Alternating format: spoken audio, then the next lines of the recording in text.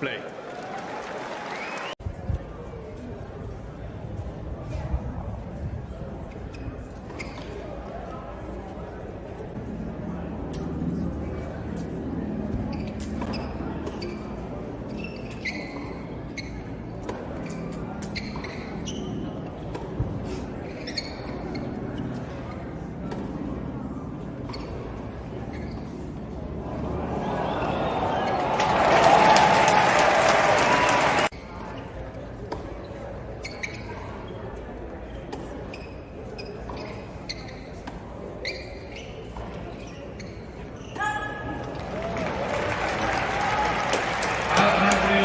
Raducanu.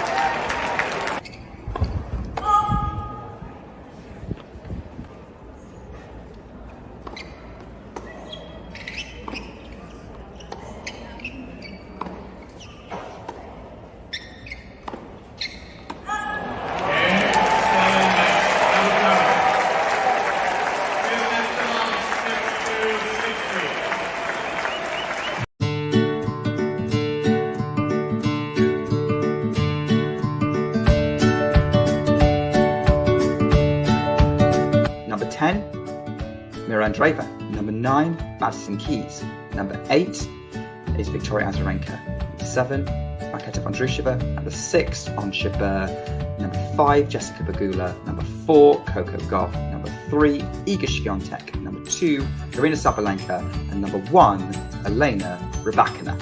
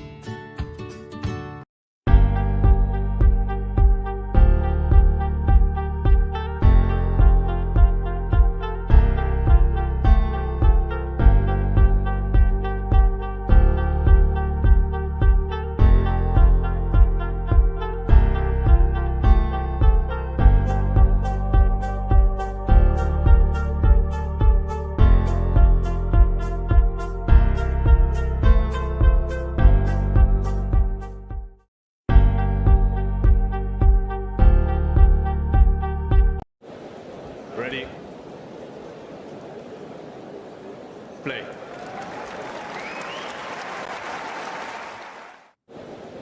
Ready? Play.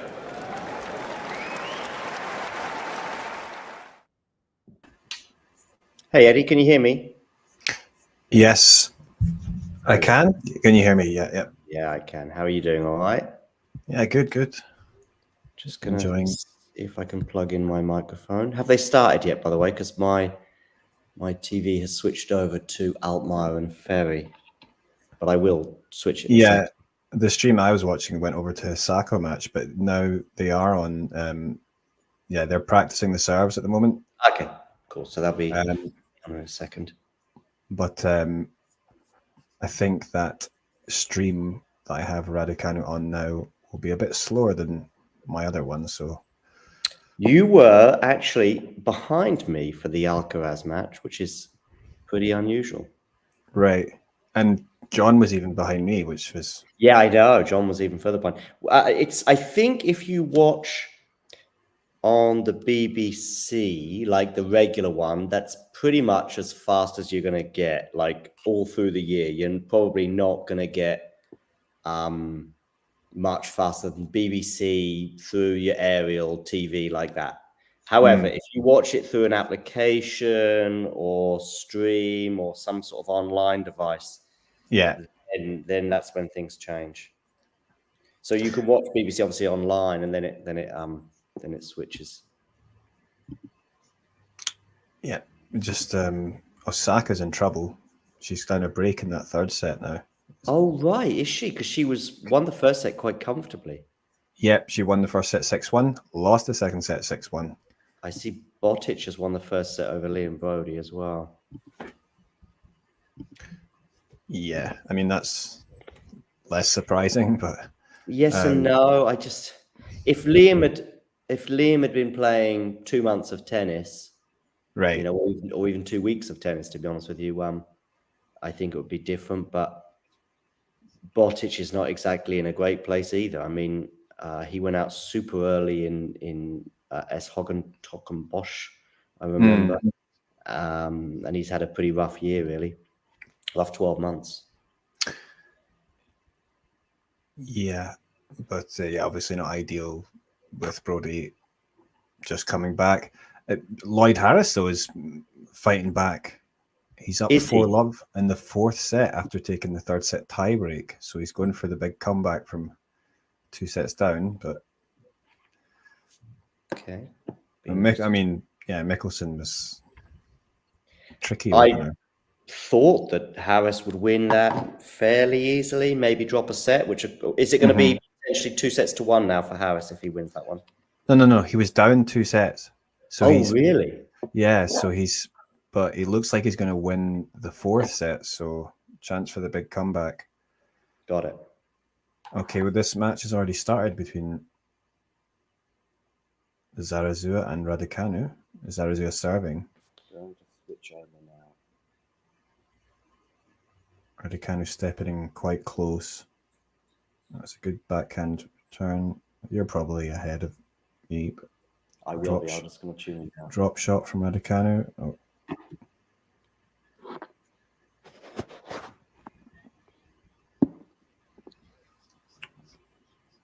Yeah, I'm at 30 all on the Zarazua serve. Okay. And that is ahead of you, right? Yeah.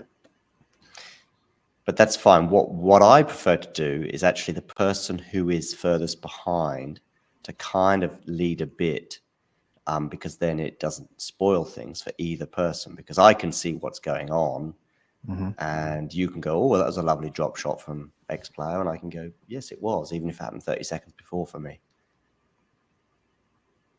Let's just say Osaka broke back immediately, so... Oh, good. Sorry to be a bit biased, but yeah. I mean, I picked her in my bracket, so for the sake of that, I mean... Yeah, brackets and just intrigue for the tournament. Oh, for sure. I mean, this... I've got to admit, I don't know much about Zarazua, but it seems like, from what I do know, this is... You know, it's been a great bit of fortune for Emma Raducanu. Yes. She was going to be in a 50-50 battle, which some may have been... It's quite a lot of empty seats there, which is kind of surprising for what was probably going to be Raducanu Alexandrova, but was supposed to be. Must be a big line at the Pims and... Yeah, I mean, there is always that concern, if you like. That was a nice drop shot there from Zarazua, if you've seen that. Oh, yeah. I still thought Raducanu could have got a racket on that, but... Oh, that was... I've just seen it now. That's good there. Yeah, so, I mean... And the draw opens up because this is Sakkari's section. And we know what Sakkari's like at slams, especially on grass. Yes, it's almost feel strange saying it, but I feel like Raducanu could maybe reach... I mean, if she have to play Sakkari, but if she's able to get through her, like you said, you know, Sakkari's not been doing that well. And if she ends up playing Sakkari, I mean, I think it would be a third round maybe with Sakkari. So, I mean, there's no guarantees that Sakkari's getting that far. Who is Renata Zarazua? Well, she's a Mexican tennis player, reached a best in the singles at least of 95, actually just a couple of weeks ago. So she is kind of on an upward trajectory, even if she is 26 years old. But she is a lucky loser, having lost in the third round of qualifying, but here by virtue of the fact that Alexandrova had to pull out through illness just this morning. So that's rough luck on Alexandrova and probably very good luck for Emma Raducanu because her chances of winning go up significantly. It's another drop shot there from Zarazua from Mexico City. Pretty diminutive, just 1.60 m. You'd expect her to be struggling on serve, even on grass.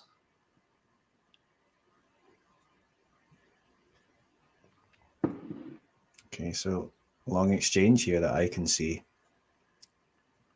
There's a nice backhand there across court from Raducanu. There's a forehand. Another forehand from her. Forehand from Zarazua. Trading forehands. Cross court. Oh. Drop shot there from Zarazua. Oh. And Raducanu can't get it over net, so... She should have done better there, though, shouldn't she, Emma, really? I mean, yeah, that's just because Emma's a very, very, very good tennis player, I thought she would deal with that a bit better.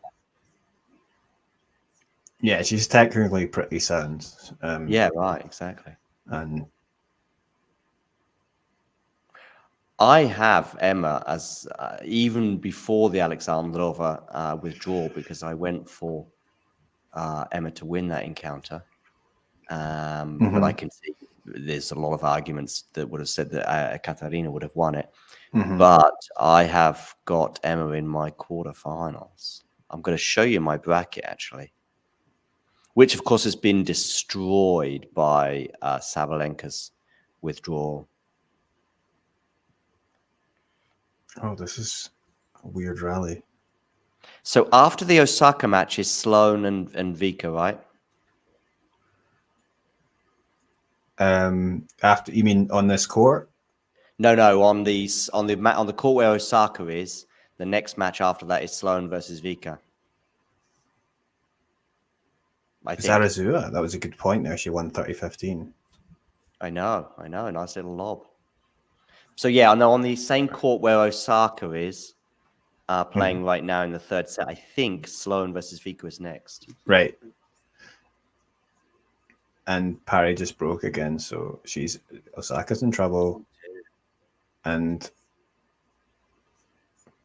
Emma's in a bit of trouble here as well.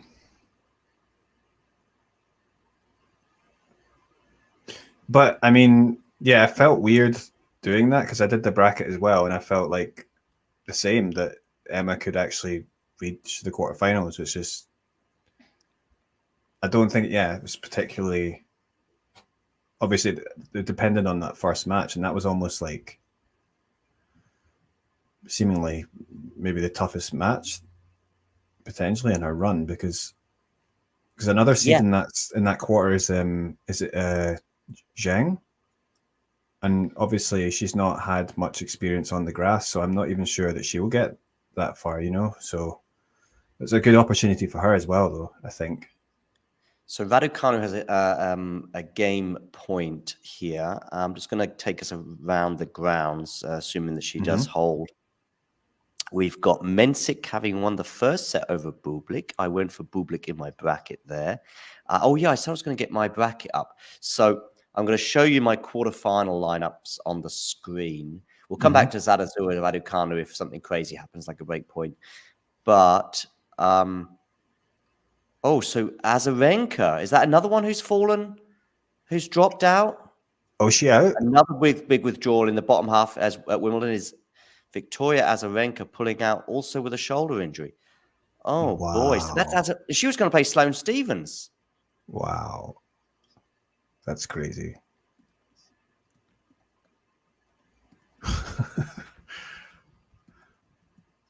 Oh, this is... Where's Azarenka? Wait, she's the 18th, is it? Oh, no. What seed is she? So does that means, 16th. of course, it's too late for Lucky Loser to suddenly replace? I think she'll be replaced by Lucky Loser, right? For sure. Okay. Surely. Yeah. By who? I mean, there's a very, very late withdrawal because she was about to take the court in about 15 minutes. Well, depending on how long this Azarenka match was going to go. Sorry, this Osaka match. Raducanu does hold for 1-1, and I do promise you I'm going to get my bracket up.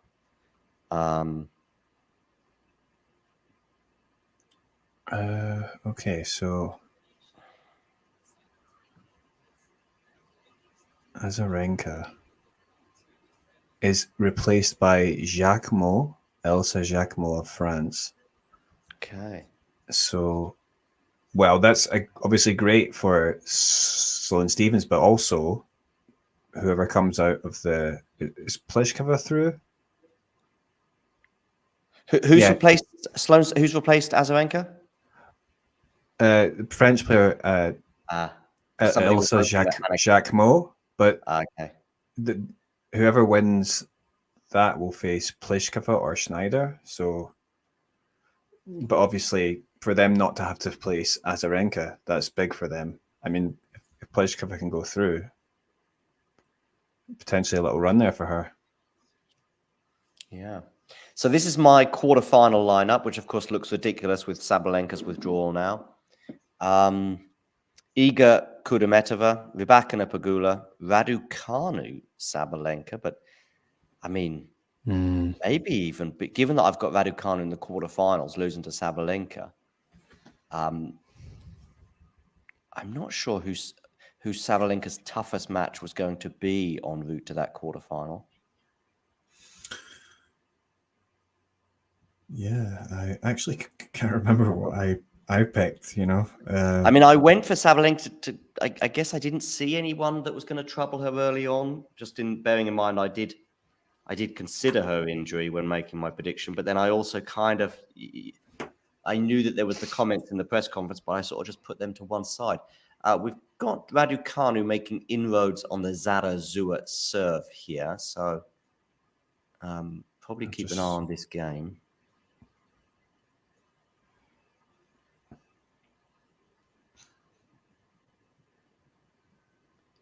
Raducanu is in the same house as Swiatek, right? Yeah, so that's for me probably the three most dangerous players in the draw since Sabalenka's departure are all in the same half. Because I would go with Raducanu, Swiatek, and Pegula. Some might not put Pegula that high, but they for me are the three heavyweights in the draw on this surface in these conditions. I mean, obviously, if it was hardcourt or clay, you would probably throw in Coco, but she's not got a great deal of pedigree at Wimbledon. And so then you're looking at someone like Madison Keys, Daniel Collins, Emma Raducanu. So slim, not slim pickings. That would be a bit harsh, but you know what I mean. Go on, Eddie. Zarazua seems to be doing all right here, though. That was a nice backhand down the line that was brought it to 30 all. You're probably ahead anyway, so. No, I am, but 30 all, yeah. Yeah, I just don't know how long the Zarazua doing well charge will last. I probably wouldn't put it as long as the Leal charge, if you like, which was basically very much alive until 7-5 in the second set, really, wasn't it? And then having watched a decade or two of tennis, I heard you say, like, I think a lot of us were feeling, I can see an early break or two here for Leal, and then we're just sort of match over. And that's exactly what happened. But it's nice to just see a player actually take it to him and actually hold up fairly well for a while. So, it's never good when we get one-sided. This year's Wimbledon build-up for Alcaraz has been it's been the opposite of last year, in that we didn't have the semi-final cramps like last year and eventually sort of going into the grass court season, probably feeling a little bit flat, because I certainly thought he was going to win at Roland Garros last year. And, it was all there for him. And there was the Madrid and Barcelona build-up, if you like. He lost to Marozsan in Rome, but it felt like it was all building to a Paris crescendo for Carlos. Arrives on the grass a bit flat. I think he had to save a match point, in his first round at Queen's last year against Griekspoor, maybe? Does that sound right to you? And then he obviously goes on an incredible run, which was an unbeaten, basically, grass court season. I see he's 17-3 on the grass now. I think that's 2 losses at Wimbledon to Struff. Did he lose to Struff, or did he beat Struff in 5 sets a couple of years ago? Anyway, he lost to Sinner, didn't he? Yeah, that was 2022. That was the year he beat Struff, I think. Actually, yeah, I think he beat Struff that year, and he lost to someone in 2021, but I can't remember who. Anyway, but this year he's going into Wimbledon as sort of losing to Jack Draper at Queen's, but there's no great shame in that. And you never know if that was over 5 sets, could well have been very different. And I think Alcaraz is a slightly different beast over 5 sets, which is incredible for someone so young to already have that in their CV. Normally it's the 5-set thing. I mean, we take Yannick Sinner, for example. It's taken him 3 years, 4 years before he started to sort of build up a decent Grand Slam resume, if you think about it, really. I mean, it wasn't that long ago. I think it was just a year ago he made his first semi-final. That was at Wimbledon. Yeah, but it's just interesting, because you were actually thinking he's quite underperforming, and then after last summer, then he just suddenly went on a massive tear. Yeah, right. Eventually won Australia. I mean, and it also coincided with maybe like a bit of a subpar run for Alcaraz as well. and Novak. Mm. So yeah, I have to admit, I was a bit, well, because Djokovic is in. Sorry, yeah, Alcaraz and Sinner are in the same side of the draw. Like we can't get a final between them, which is something I was kind of maybe hoping to see. We're still waiting for a Grand Slam final between them, aren't we? We've had quarterfinal US Open, semi-final Roland Garros, both of which have gone to 5 sets. We've had an Indian Wells, 2 Indian Wells semi-finals, a Miami semi-final. Did they play a final in UMAG, maybe? Was that a final? Albeit 2 years ago. Was it UMAG? It was on clay. I remember that one. The one that Sinner won. Yeah, was it UMAG? I think it was UMAG. Was it a final? There was a final. Yeah. It was like straight sets, I think, for Yannick, maybe, right? Or was it 3 sets, maybe? No, it was the close first set, and then Yannick won like the next 2, like 6-1, 6-1. So it was a strange like that. But. Yeah. And they had a 4th round at Wimbledon, 4 sets. I thought Carlos was going to win that match before it got underway. I was actually there for that one. Yeah. That was a nice cross-court forehand there I've just seen from Raducanu. Yeah. Osaka broke back as well. Oh, did she? Cool.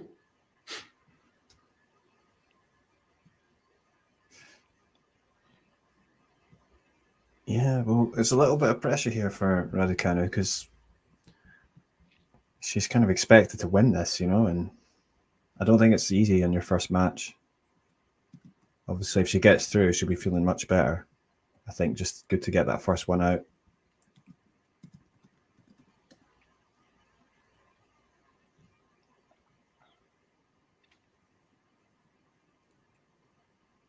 A few moonballs from Emma today. Zarazua is defending well. Wonder if we might have a bit of anxiety from Emma, maybe even slightly more than she would have done if she was playing Alexandrova. I think it's an anxiety that she'll pull through from. Yeah, I think it's just you would just naturally feel maybe a little bit of pressure when obviously Zarazua started pretty well, but yeah, like if she was facing Alexandrova, it's a player that's maybe favored to beat her. I mean, yeah, quite possibly. That's in some ways like you feel less pressure, but yeah, but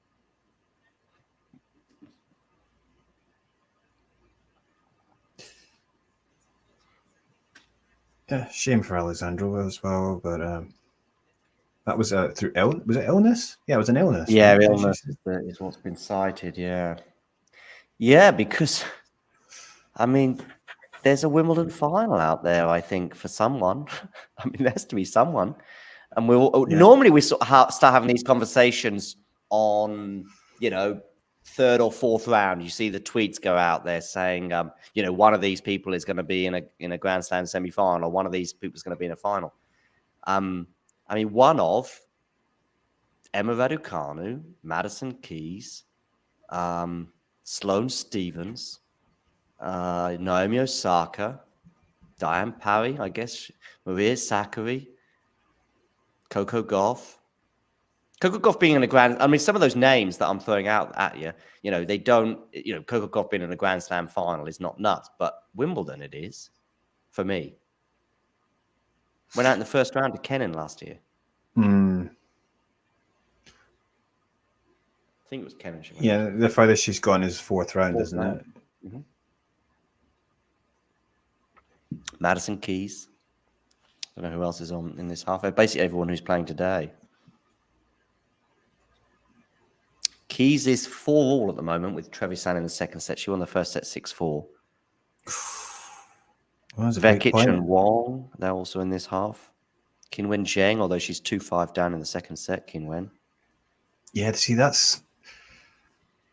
she is someone that could lose early, and that just... Yeah. Pliskova's in this half. Pliskova Schneider, by the way, that now really looking at that match, it's a bit of a Titanic one, really, between someone who just won in Bad Homburg and is obviously very good on the grass. And Pliskova's obviously got decent pedigree on the surface too. Oh, did Raducanu just get broken? No. Oh, no. Sorry. I think she's down a break, isn't she? Nope. Not on my TV. Oh. Unless the scoreboard is wrong. Is the scoreboard saying something? No, scoreboard says juice as well. Oh, that was okay. That was in.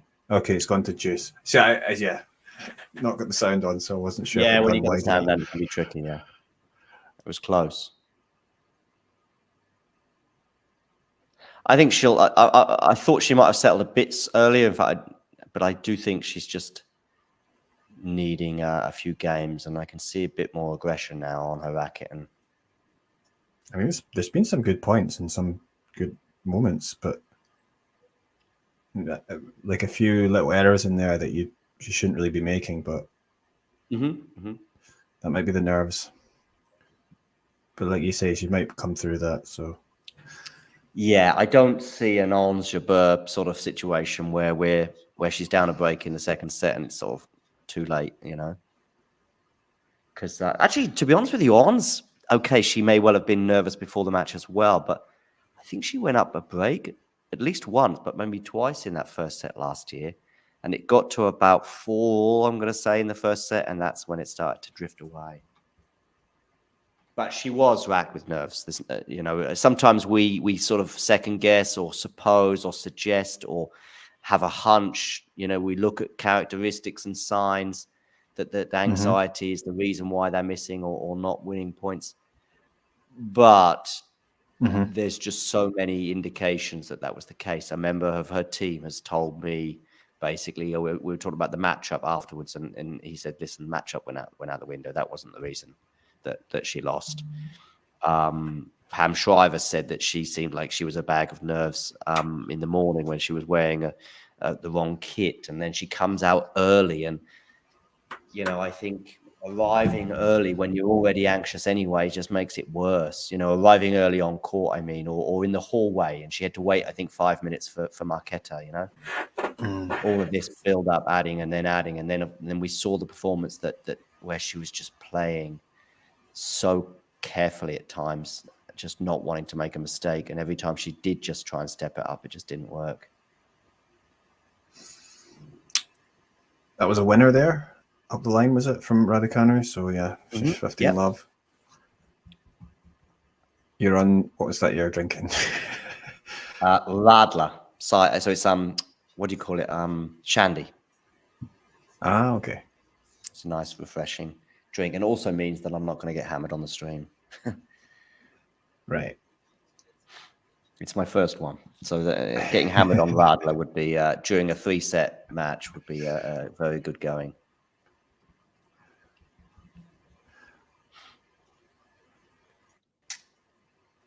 And backhand there, cross court on the overhead. Oh, goes long there from Raducanu.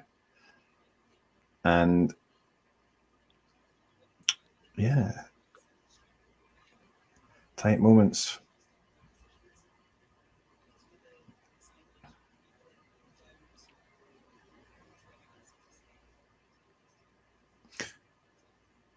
Yeah, I think Raducanu is just getting a bit better. That smash was pretty horrible, but she got in the position to, you know, win that point.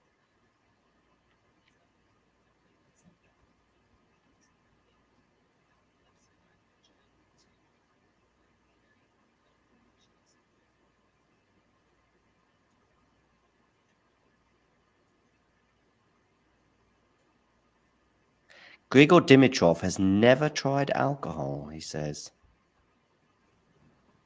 Really? Oh, apparently so. Dimitrov, after beating Lajovic at Wimbledon, and the on-court interviewer says, if I've counted correctly, this is your 14th Wimbledon. You're also top 10 again. Is it fair to say you're aging like a fine wine? And Grigor responded, I've never tried alcohol, so I don't know. But if you say so, I'm going to go with that. Okay. I'm now thinking, by the way, we should probably hone in here a bit because I think things are getting better now for Emma. It's 15:30 I've got, but are going to get better. Oh, yeah. That was a good strong stroke into Zarazua at the net. Yeah, and she couldn't get it over. Osaka's in trouble here, though. She's got facing break point. Oh, but she holds. Sorry, yeah. She wins that point. She saves the break point, yeah. So it's on juice, though. And that's a break there for Emma. Yeah, exactly. Yeah, so she might settle down a bit now and loosen up. Mexico, yeah. I mean, there's not many Mexican players out there. No, especially for a country of 125 million. And whenever they have exhibitions there, they seem to pack stadiums out. Yeah, and they have tour events there.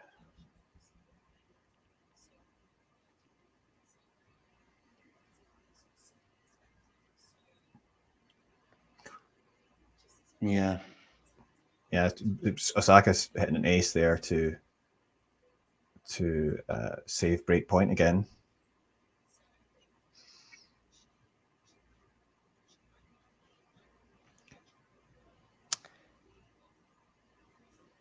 It's all happening. Yeah, I'm thinking, though, I'm going to get the draw up again because just to see, Raducanu who's coming. So, yeah, Elise Mertens should have to play next if she gets through. If Mertens gets through. I saw Mertens was in trouble. I think she lost the first set. By the way, Altmaier and Ferry are into a fifth set. I had Ferry winning that one. But Altmaier's actually up an early break, 1-love with a break. I think I picked Altmaier because he seems. I think I remember being pretty good on grass, right? But okay, Elise Mertens, yeah, she did come through from a set down. Bublik is down 2-love, although he has got 3 break points at the beginning. Sorry, 3 break points at 2-all in the third set. And is this Mickelson Harris? Did you say that they were into a fifth? If you didn't, then I'm saying it now. I think you just said that Harris was making a comeback, wasn't he? Yep. Bergs is trying to make a comeback as well. He's 2-1 down, but bearing in mind he lost the first 2 sets, that is some good news. Vekic has lost the first set to Wong, which, Vekic's pedigree on grass, just made the final in Bad Homburg as well. Made the final in Berlin last year. Maybe a slight surprise. And Zheng and Sun are indeed into a third set. Bautista Agut and Marta are just getting underway.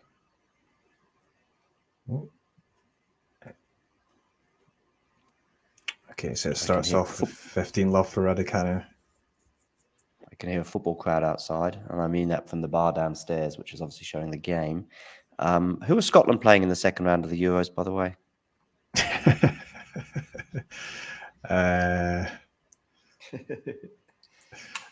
No. Next time. No one. Presumably you were happy about the result last night.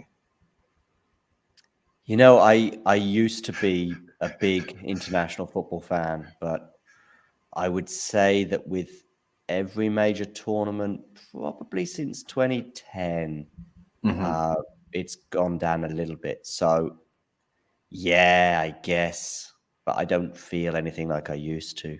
That's all I'll say. I probably feel like, I honestly, 10 years ago or 12 years ago or 14 years ago, and certainly beyond that, I'd have been a bag of nerves and would have been delighted. But now I don't feel anything really.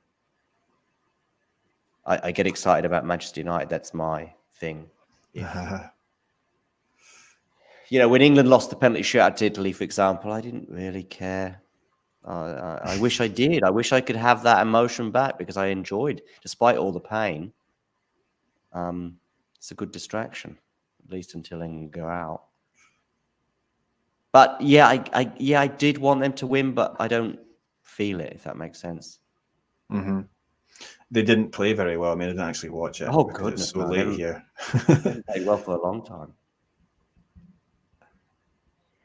I mean, Scotland, though, as well. I mean, I just lowered my expectations a lot. So I even predicted that it would lose like 4-0 and like Germany or in the opening match, and it went 5-1, and Germany, 5-1, and then I just felt like it wasn't going to go well. The first 60 seconds of that match, really, it was like, oh, okay, this is going to be a long night for Scotland. I know they didn't score, but it was just like, oh wow, they are way off it. Yeah, I don't know. I feel like you kind of like in these big tournaments, you have to be a little bit braver because it's a different, every match is so important, and I feel like a bit too negative, basically, especially in that Hungary game. They lost. Yeah, I mean, I didn't watch it. I was watching Germany, Switzerland at the same time, but it was kind of like, well, they've got to make a move soon. It was 0-0 and 95 minutes or whatever. I mean, both teams really. In the end, of course, it worked out well for Hungary. That was a very nice sort of counter-punching backhand cross-court from Emma to win the point. Yeah, considering it was sort of a shaky start for Emma, I think she had to save a break point and seemed to be struggling on serve. And Zarazua had a bit of a box of tricks in the first few games. Things have settled now, and I do think we're on course for a routine victory now for Raducanu. Famous last words, of course. Commentator's curse. Oh, indeed. And but she does win that game there. It's crunch time now for Osaka against Parry. Oh, that serve goes long, and Osaka has a match point. So that's actually Osaka or Parry? Osaka has a match point. Oh wow! Okay. Oh yeah, so I see. Ooh.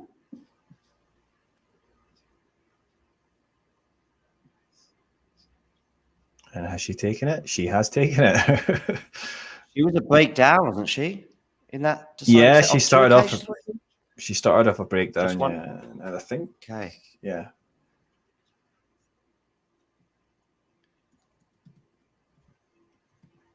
Paolini won. Yeah, we should be really glad to get through that one, Osaka, because who's she? Yeah, she plays. Who does she play next? She's playing Wang or Navarro, right? Wang Xiang. Okay. Like Wang Xiang, who is on the comeback trail. So probably it's going to be Emma Navarro. But as far as seeds go, that's not too bad for her, I think. So, although she got to semis in Bad Homburg. Emma Navarro or? Yeah, Emma Navarro. Okay. She lost to Schneider. I was there for a couple of days, but then I went to Mallorca. Yeah, much nicer. Yeah, although Bad Homburg, they had great weather last week, and the venue is super nice. It's just WTA that I find less nice. Okay, yeah. I mean, how was the Mallorca venue? Because someone told me that I liked it. Yeah, okay. Go on. What did someone say? I think, like, I've heard from my friend that the WTA event when they used to have it there was not very good, but like, as in like the setup wasn't very good. But obviously, this is. I'd say it's okay. The setup was fine. I mean, yeah, you don't have to worry as much probably about weather disruptions, so they probably don't need as many courts necessarily. Although, I think they had 4 or 5 usable courts. There was juniors playing on the last day I was there on the Friday because I was back. I didn't meet to see the final. I didn't watch the final, but there were juniors playing on. No, setup seemed to be fine. It's not huge, but and you'll just meet us. You can watch. You can be in one of the bars and basically watch. Ben Shelton practice from just a few meters away from the bar. You potentially watch a doubles match as well from one of the bars there, and you're rubbing shoulders with like you often do at tennis tournaments, especially small ones. You're just there, and suddenly Gael Monfils walks by, or Tony Nadal, or or Jurgen Klopp was there on Saturday, although I didn't see him myself. But yeah, I thought it was fine. You know, okay, maybe the media setup was a bit amateurish. You're in a sort of porter cabin, and maybe the Wi-Fi could have been a bit better, certainly stretched out a bit more. But that's often the case, even at big tournaments. I mean, Wimbledon, I think from memory, the Wi-Fi outside of the media room sucks. Yeah, because you need that Wi-Fi sometimes because there's so many people using their phones. The signal can be a bit. Yeah, I don't right. know. Yeah. Downloading, uploading, and all sorts of things going on as well.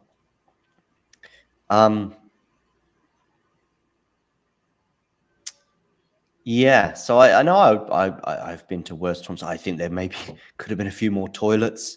The free food was not the best, but it was free for the media, I mean. Yeah, the media room was probably a bit cumbersome, you know, with not as many plugs around and that kind of thing, not as many chairs as you'd like, but, you know, I don't mind too much. That was a wild error there from Raducanu. Yeah, she's put herself in a bit of trouble on herself here. Ashley's saying Em's in real trouble. I think she's all right for now. Have we got two Ashleys here? Yeah. Yeah, I was just checking. That's Ashley Partridge and Ashley. Okay, let's see. Second serve here for Emma.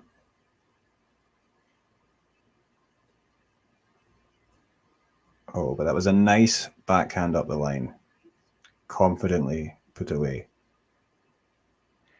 So Keys is in a second set tiebreak with Martina Trevisan.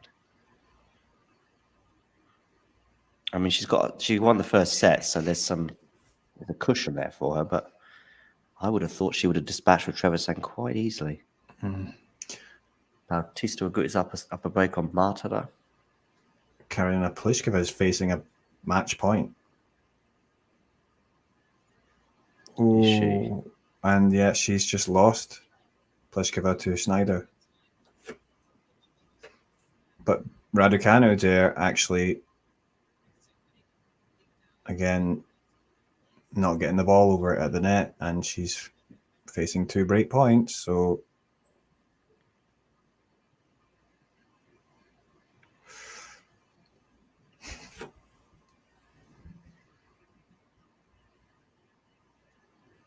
oh, that first serve was way wide.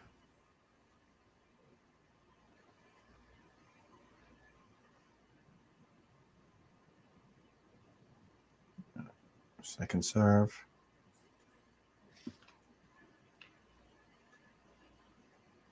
And it was a forehand error from Zarazua. Is that how you say her name? Zarazua? I think so. I mean, Zarazua, yeah, that's how it feels like to me.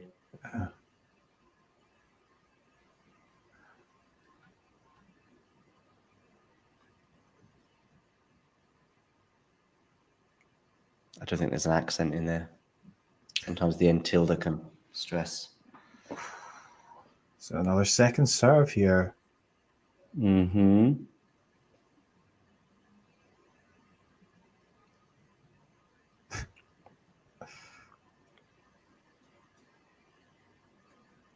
Forehand to forehand to forehand. Oh, and Emma has sent it wide, right? So we're back on serve. Yep, she has.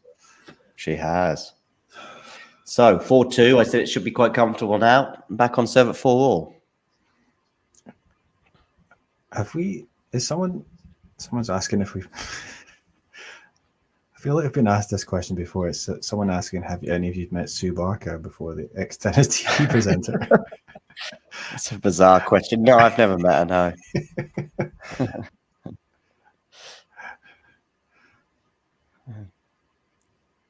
And can... Oh. I mean... And another It one. just feels like Raducanu has got to be doing a lot more on the Zarazua serve, really. I mean, the serve is there to be eaten up for breakfast by someone who's pretty decent on return. She should be getting herself into basically point-winning positions on just about every Zarazua serve. And she is, in a way, but then she's not taking advantage of it.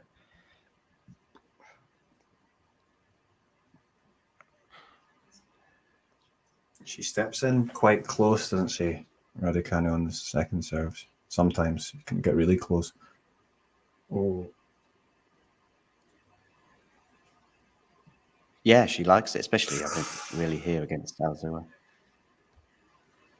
Yeah, Subaka won the French Open, I'm going to say, I think. Mm-hmm.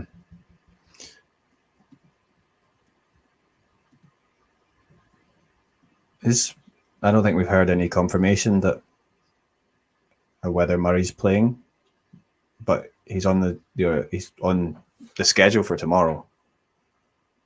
It's on the schedule. I still think it's probably a bit closer to 50-50 than some people, because he obviously played a practice match today with Carl Edmund, and that suggestion and the way that panned out, a lot of people thought that means he will play tomorrow.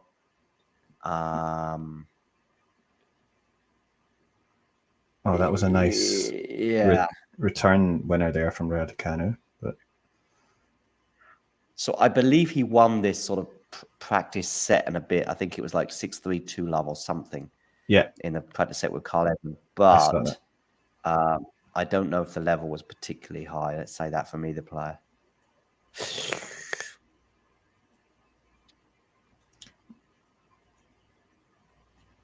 But I think it's more just whether he can see how he feels tomorrow, how the body is, and if it's okay, he might just go ahead and play. But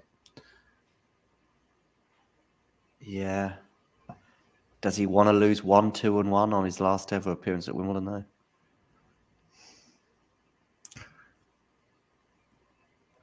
Yeah, when he could win a couple of matches, maybe in doubles. Yeah, well, I think maybe though I suppose he might just decide to play the doubles, because I think he just really wants to go out and feel that crowd once more. But and obviously doing it with Jamie Murray is going to be pretty cool. So Keys did get over the line 6-4-7-6, so she is through. A reminder that this half of the draw has been blown apart really by some injuries today that have led to Azarenka and Sabalenka both pulling out at the last minute. So, yeah. Both with shoulder injuries as well.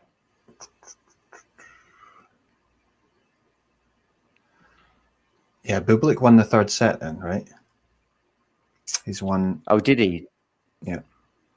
So hanging in there. And Hugo Umber, he won the third set, but it's tight in the fourth set.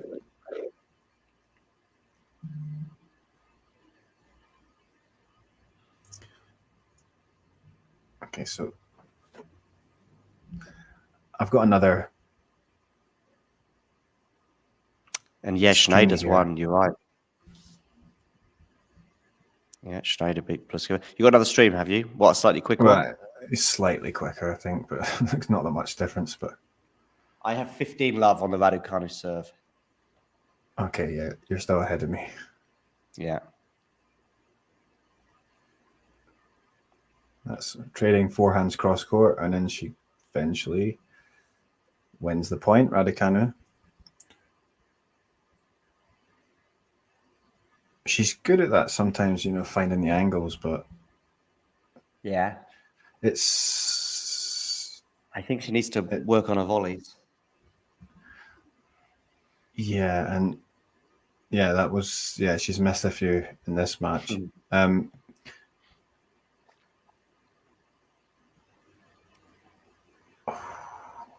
Okay, first serve, backhand cross court. Oh, yeah, she missed that one. Ashley Partridge must be a crazy Raducanu fan because Ashley keeps posting, "Oh, Emma's in big trouble. Emma's in big trouble."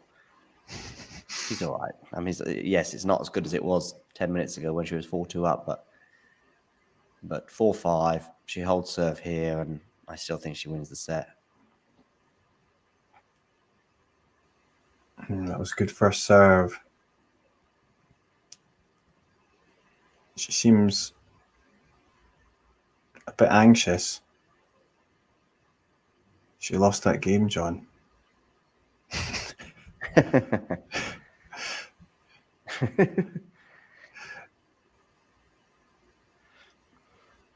I think Ashley's put a bet on as well. I think there's something going on there with a bet. In terms, there is this. Ashley said something about a bet that they made earlier on, 13.5 games. I'm guessing, so that she mustn't lose more than 13 games or something. Or bet on over 13.5 games. Yeah, it does. I mean, I've not put a bet on for a long time, but I have put a bet on tennis. Yeah, God, a few years ago. I remember a bet once on Rublev, and he won, but from 2 sets down. But I remember being like, I was like, yes. Yeah. But it becomes like, it kind of takes the enjoyment out of it in some ways because you're kind of just more concerned about. Yeah. Yeah. I don't think I've ever bet on tennis. Yeah, I stopped doing it because it's too unpredictable sometimes, you know. Oh, that was a very poorly played point. Yeah, she shakes her head. She should have won that point. Yeah.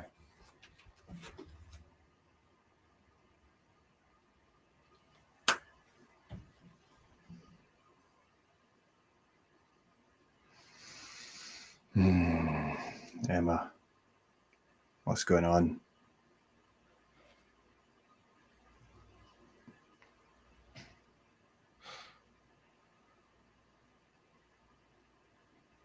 First serve, and turn. She hits a backhand from the Illuminati's found you, Ghosty. Oh, what's with these loopy balls? I know, the moon balls, yeah, on grass by Emma Raducanu. But it might have confused Zarazua because that was a strange error. She hits the backhand wide, so.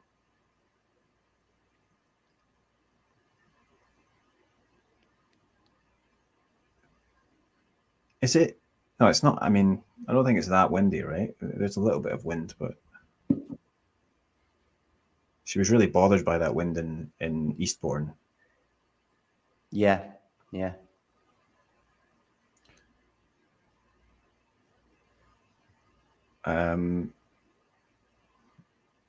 Yeah, crunch time for Harris and Mickelson. Getting to the tail end of that fifth set.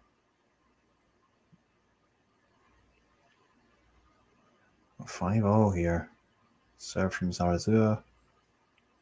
That was in the middle. Trading forehands. Forehand up the line from Emma. She's opened up the court here. Can she finish it off? Yeah, she finishes it off. So that was better. For sure.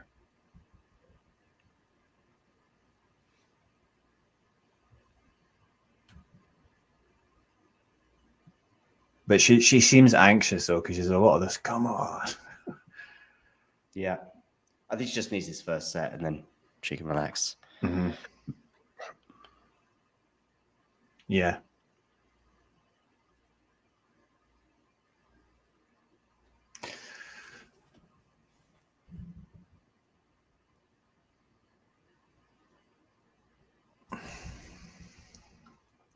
So need to check how it's going with some of the other matches. Still on serve between Zhang and Radovcic. Or it was actually Lulu's son. I keep saying Radovcic. She used to be Raducanu, and now she's Lulu's son.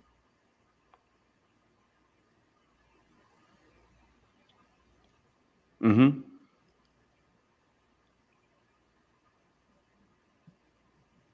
Oh, another moon ball there, but it goes long from Emma. Yeah, I don't know what tactic she's been advised to take, or she's just doing it spontaneously. It's a nice lob there. Well, that's a not best drop shot, but wow, the lob there from Zarazua. Yeah, I see that. Yeah, now. it's nice.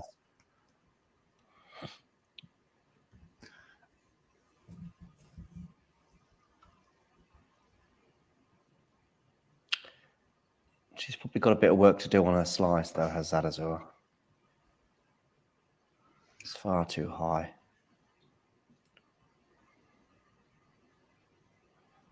But Emma keeps giving her gifts, so... God, I think it'll get nervy, though, if it goes into a tiebreak. Nah, it'll be okay. You have faith. Yeah. Oh. I thought that was long, but... Oh, and Emma hits it long, though. Yeah. Yeah. Ghosty, yeah. I just saw Osaka did survive. Yep, she survived all right.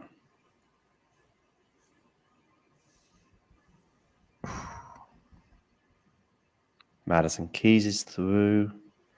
Vekic and Wong are at one set apiece. But Vekic has a break point at the beginning of the third set.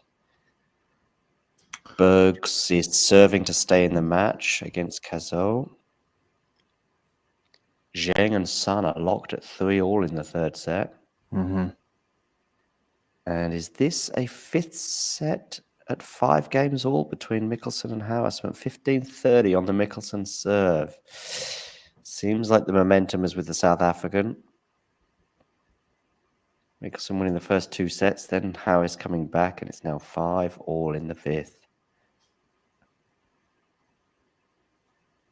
Friend of the show, Harris. Mm-hmm. Mm-hmm. Indeed. Yeah. And then whoever wins that will play either Bellucci or Shelton. Yeah, I think I have Shelton getting to the third round. Not that he's shown a great deal of form in recent weeks. I think I have him as losing to Harris, but yeah. He hasn't been very good, though. I don't think he's quite worked it out the grass yet, but potential third round against Shapovalov.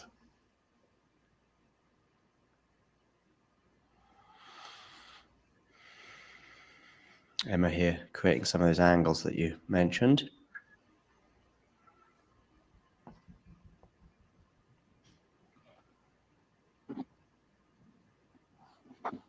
Oh, you're quite far ahead of me, I guess. Yeah, I'm trying not to give the game away too much. That's why I'm just sort of talking about angles.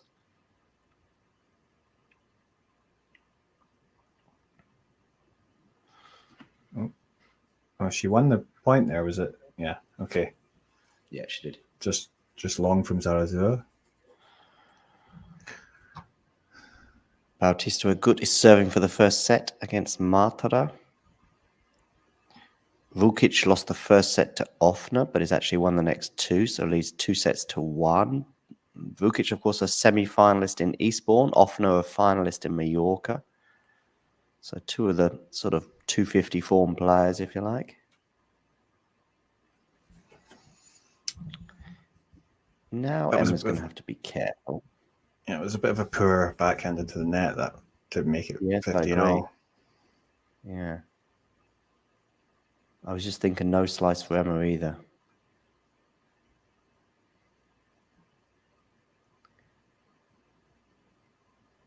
Oh, Harris got the break, so he's going to serve for the match. There you go. I saw it 15:30 and I thought, okay, that's one to keep an eye on. If fit, Ashley, Andy Murray plays tomorrow.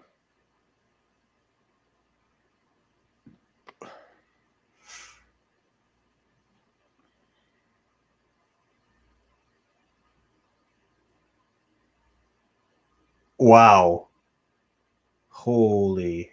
Yeah, I know. You saw the Right. chalk, right? Yeah, you saw the chalk and you're like, wow.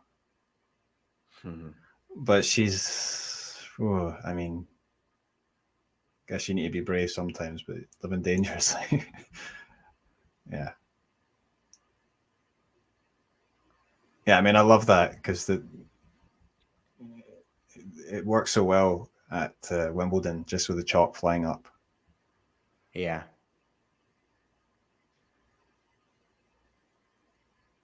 Because sometimes you're like, oh, was it in? Was it not? But then a lot of the time at Wimbledon, you can just see when that serve's just hit the corner. Harris is 3 points away, 15 love. Oh. Qinwen Zheng, 3-4. Well, it looks like it's going to go to a tiebreak here. Mm-hmm.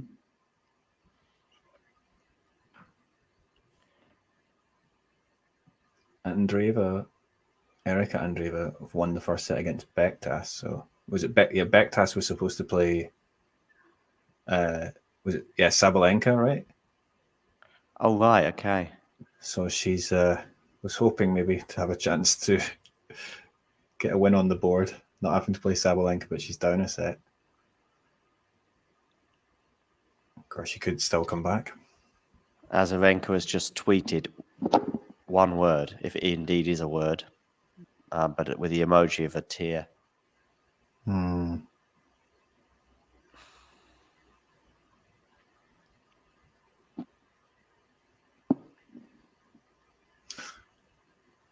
Oh, that's a tame forehand into the net there from Raducanu. Yes. Yeah, Ghosty, Vika withdrew another shoulder injury. Mm-hmm.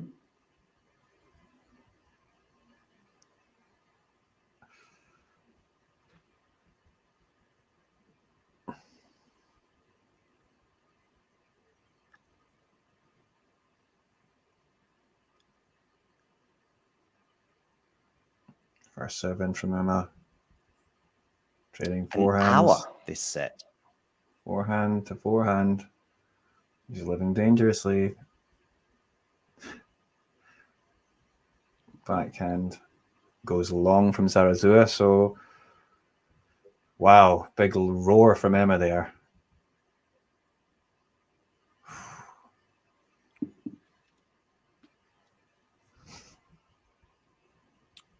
Let's see if we can get some sound on here. A little bit.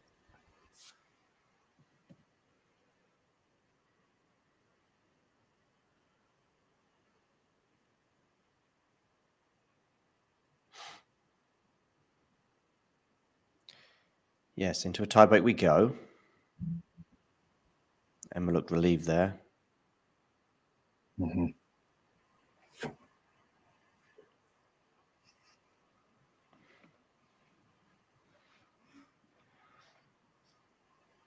Return, backhand cross court, and draws the error from Zarazua. His slice goes into the net, so start for Raducanu.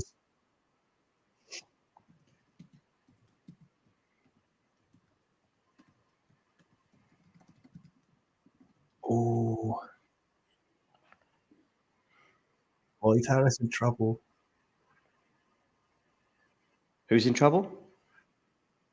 Lloyd Harris is facing a breakback point when he's Oh, is he? Oh.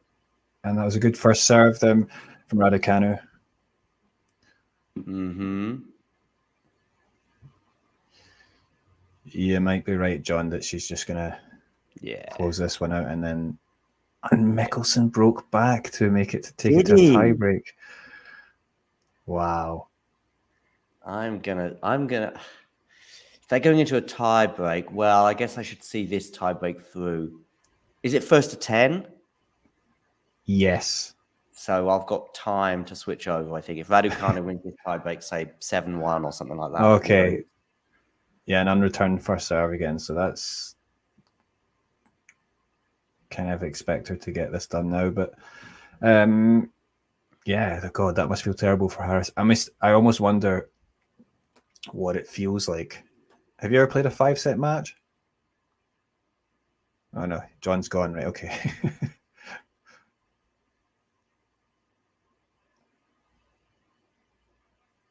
Oh, 3-0 to Raducanu in this tie break. She hits that forehand up the line with a bit of pace, and Zarazua's ball goes long. So that was actually good from Raducanu there. She's bringing up some good shots when it matters. Yeah, Ghosty?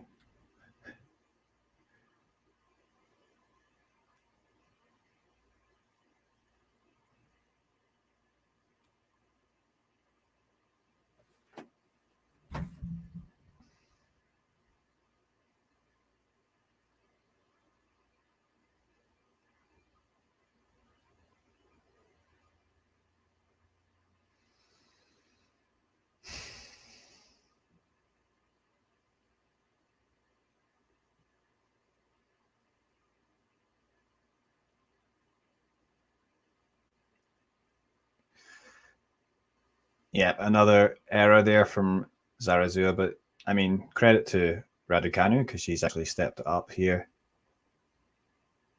I'm back. Just the internet cut out. I think you just asked me if I ever played a 5-set match, right? Yeah. I have with a friend, yeah, but not like officially. But yeah, we've played a few times actually. Don't know if we ever went 5, and we've definitely gone 4 sets before. It's good that you can find a friend and enough court time to play a 5-set match. That's yeah, yeah, both are possible. The 5-set thing helps if you do night shifts like I do, so that means you have time in the day. Obviously, peak time is like 5, 6, 7 p.m. Okay. But if you sort of had a lunchtime availability or mid to late morning availability, then that helps.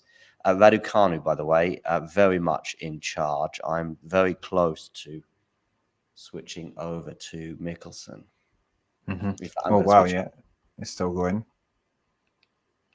Oh, Harris is up mini break. Okay.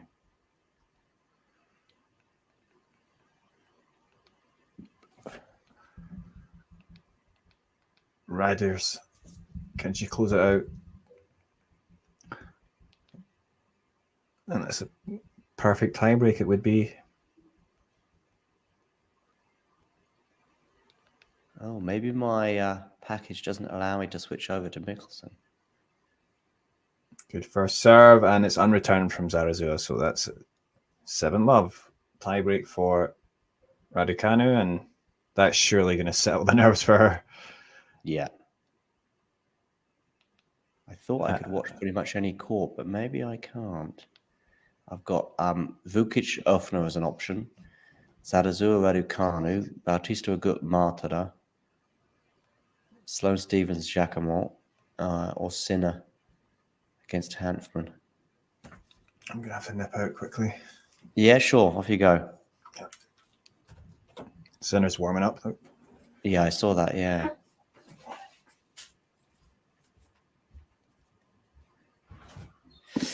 So, Emma Raducanu wins the first set. It was a shaky first set, I would say, from Emma. She was up a break at 4-2, but let that lead slip.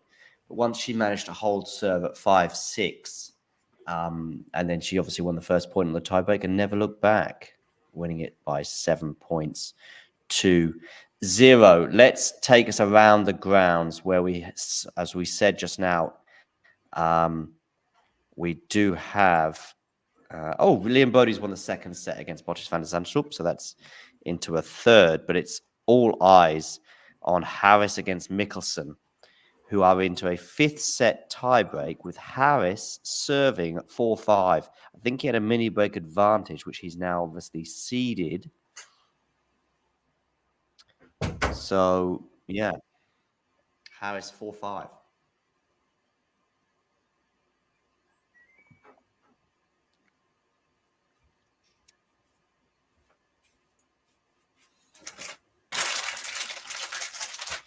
And Harris has held serve, so it's 5-all.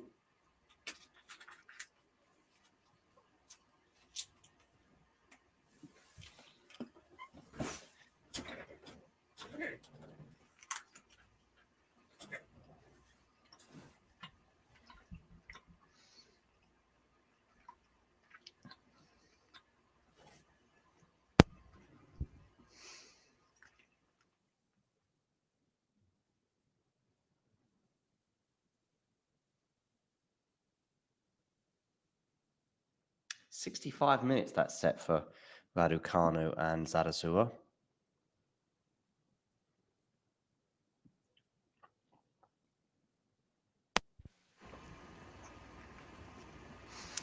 And Harris and Mickelson is still at 5-all.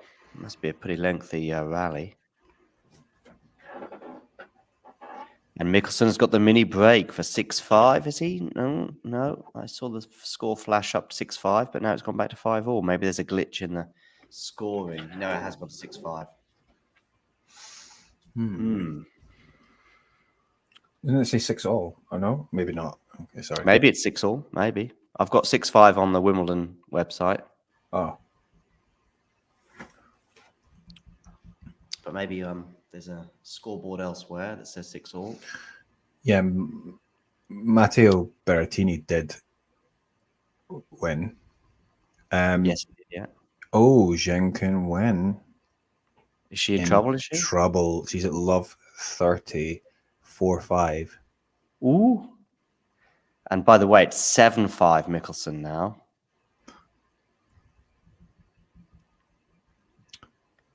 Sad for Harris if he does lose here. Yeah. Yeah, I was the reason I asked if you played a 5-set match, I'm just saying it must feel terrible to lose one if it goes to 5 sets, you know. Yeah, I mean, I can't really empathize. I think playing in Bonn with your mate on a Tuesday lunchtime is not quite the same. But yeah. I mean, I think Daniel Medvedev is the person to really probably ask about it. Someone who's been 2 sets to love up twice in an Australian Open final. Mm-hmm.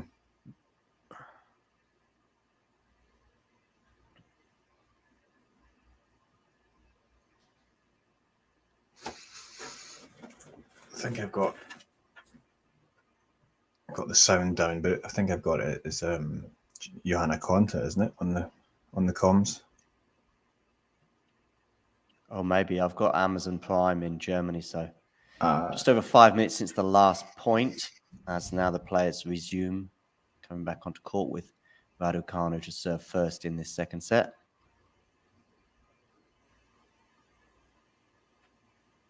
Oh, Zhang is out. Qinwen Zheng? Yeah. And again, the draw just opens up even further. I mean, because that's Raducanu's section. So Sisu Bergs has leveled things up against Cazot. In the 4th set tiebreak, he won to 4 points. So they are into a 5th set now. Qinwen Zheng joins the exodus of seeds on this half of the draw, many of which have obviously out through injury, like Alexandrova, like Sabalenka, and like Azarenka, all of which none of those 3 players took to the court. They are all out, but Qinwen Zheng is out, having lost in 3 sets to Sun. And Vekic and Wang are at 2-2 in the 3rd. And Mickelson and Harris is 8-all now in that tiebreak. It's now 9-8 Mickelson, so a match point for Mickelson. See, for whoever loses that's got to suck, but you know. Yeah, very much so.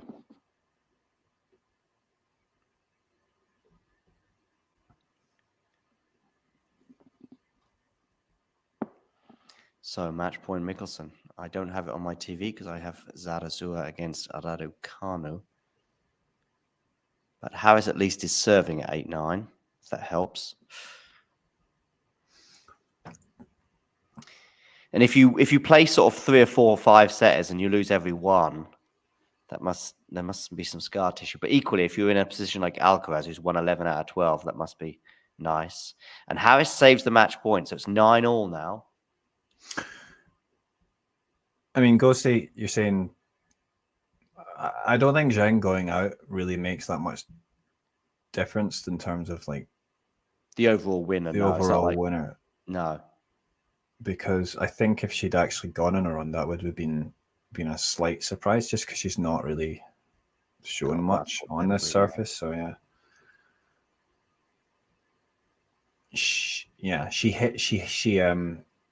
She beat Osaka with she hit 23 aces or something like that. But I mean, that's if she could do that all the time, she'd absolutely have a chance. But that was, yeah, she doesn't. But so it's 30-all here for Raducanu. Wow, 9-all between Harris and Mickelson. Oh my God. Yeah. 10-9 now for Harrison. So Harrison. It's an invented player. Harris now has a match point. His first one, I believe. Backhand up the line from. Yeah, it was pretty nice from Raducanu. Harrison was actually there. There was Ryan Harrison. That was right. Doesn't play anymore. No, I would sort of literally think that George Harrison, but he never did play.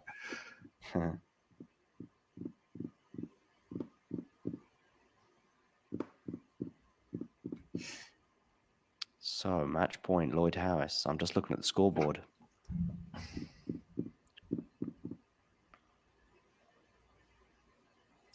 And Lloyd Harris has won 3-6, 4-6, 7-6, 6-2, and then 11 points to 9 in a deciding set tiebreak. Lloyd, you're into round 2 at Wimbledon. Ever since he came on the show, he's had a good little run.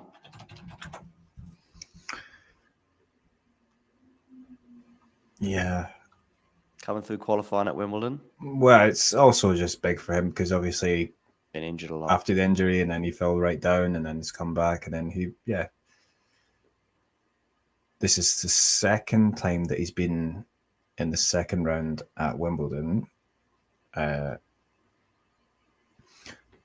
I remember he played Federer at Wimbledon, and I believe he took a set off of him. Okay. This was beat Rafa, didn't he, in Washington in 2021? Mm-hmm.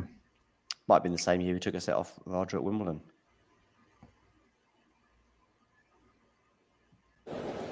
Ready. Play. My name is Clara Towson, and I'm a friend of the show. Boom. I am Francisca George, and I'm a friend of the show. Perfect. Hi, my name is Susan Leemans, and I'm a friend of the show. Boom. Yeah. My name is Zainab Sammaz, and I'm a friend of the show. Boom. Hey guys, my name is Sasha Vickery, and I'm a friend of the show. Boom. Hi, my name is Lloyd Harris, and I'm a friend of the show. Perfect. Hi, my name is Jasmine Paolini, and I'm a friend of the show. Wow, Jasmine, you got it in one time. Had to play it. If I just had the Lloyd Harris bit, I would have just played that, but it'll do. Jasmine Paolini wanted that as well. Zainab Sammaz went out in qualifying third round. I think Vickery went out in qualifying as well. I think. Or maybe she's in the first one.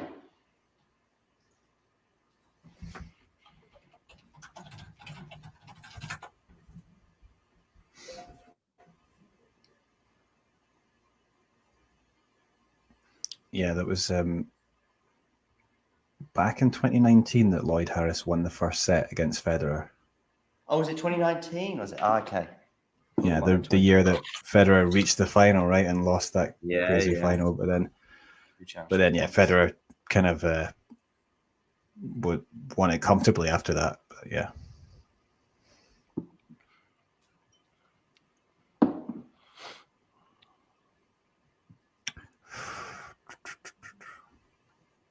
Yeah, Dinah Schneider won, beating Pliskova. And yeah, we're on serve here at the moment in the early stages of the second set here on centre court between Zarazua and Raducanu.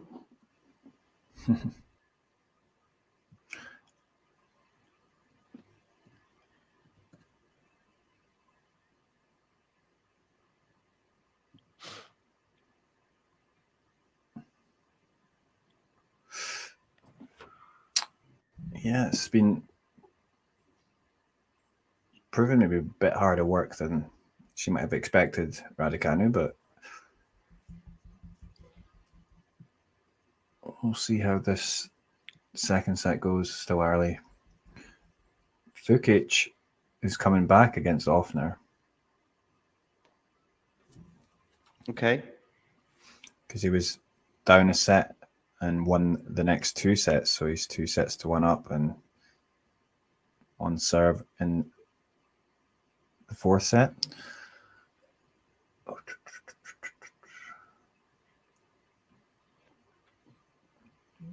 Yeah, Raducanu sending that forehand cross court wide. That's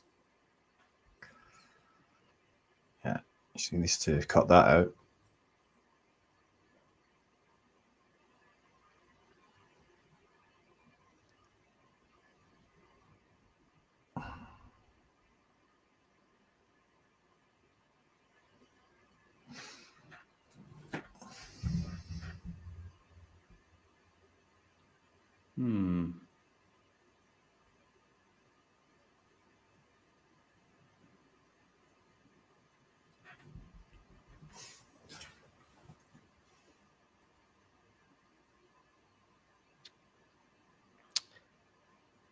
So I've just removed, just for those of you tuning in thinking, oh, what about Azarenka against Sloane Stephens? Well, I've actually removed that broadcast from our list just because if that match had taken place, I probably would have continued with having 2 streams at the same time. But Azarenka's withdrawal, I think, makes it easy for me to just pull the plug on that one, especially as we've got Raducanu here in a dogfight with Zarazua.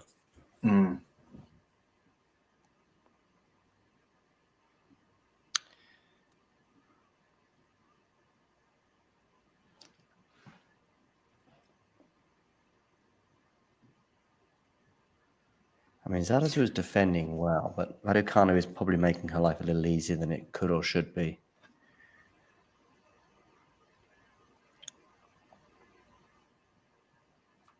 Yeah, for me, Umber should be beating Shevchenko. Yeah. Yeah, I feel like Umber has, given his ability, I would say he's maybe not performed as well in a lot of the slams as he could have done. Because the farthest he's ever been is a 4th round at Wimbledon back in 2019. And then 3rd round Australian Open, 2nd round French Open, 2nd round US Open. I think he'd be hoping to do much better. Yeah, Raducanu is going to have to save some big points.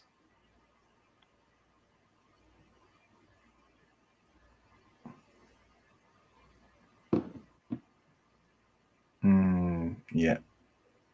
Bad error into the net there from Raducanu.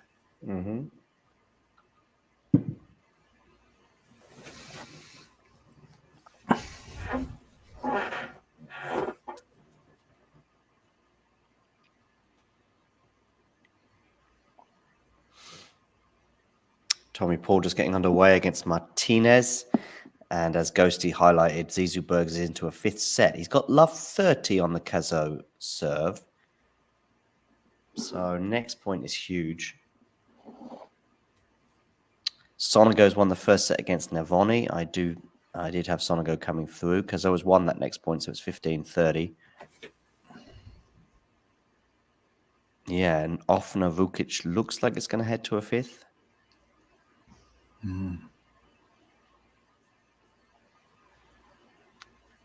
Brody's lost the third set, so he's 2-1 down.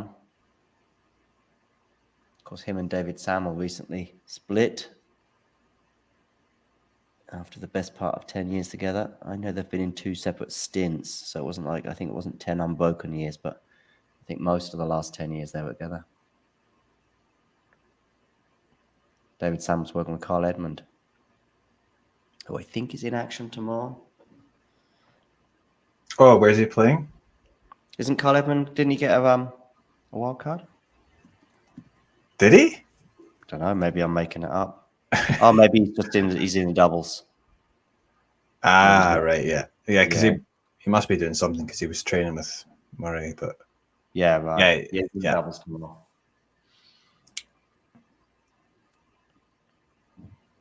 Yeah, because I would have been surprised if he got a singles wild card because his rankings. How far is he down the ranking now? It's what, like 400 something? Or, Okay. yeah. It's a struggle to get back once you lose that protected ranking, isn't it? Mm-hmm.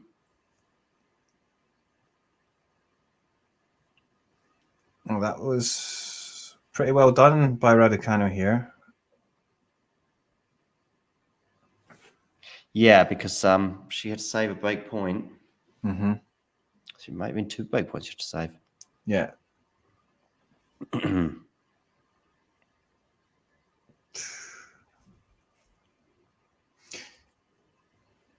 Yeah, that potentially is a big win there for Zizou Bergs if he comes back. I mean, let me have a look at the score. What's going on there? Did he break? He was at 15-30 last I saw.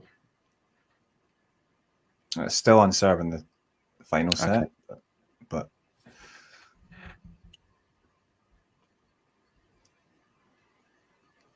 Stevens has broken, so she's leading 5-3. Bautista won the first set over Matra. Van Uitvank and Stada Dubetseva in the match of the difficult to pronounce names. 4 games all in the first set.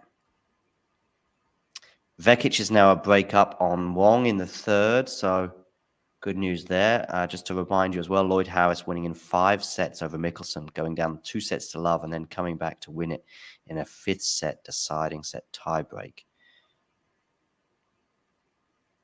Humbert and Shevchenko are into a 5th set, but Humbert is serving forward at 5-1, and I think he may have just wrapped things up, Humbert.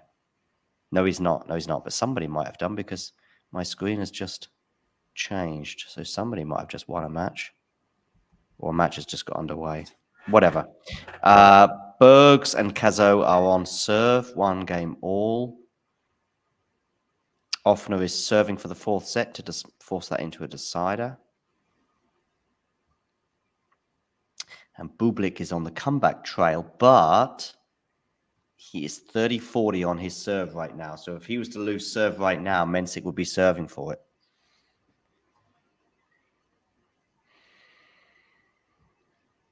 Erika Andreeva and Bektas are into a deciding set. Sorry, I was just laughing at Ghosty's comment. De Bruyne and Prince Harry had a baby. It's not Michael Edmund, but I don't. Didn't Damien have a funny translation? No. Okay, Emma's. Nick is actually on his way to Wimbledon, I think. He's going there tomorrow. So he's en route.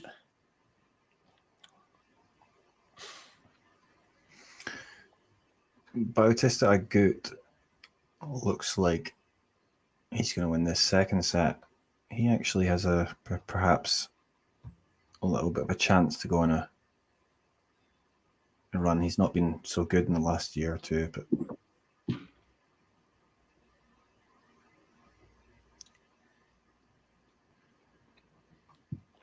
yeah, I mean, he's had a lot of time off through injury as well. Of course, it is a tournament where he's made the semi-final in the past. Mm-hmm. Yeah.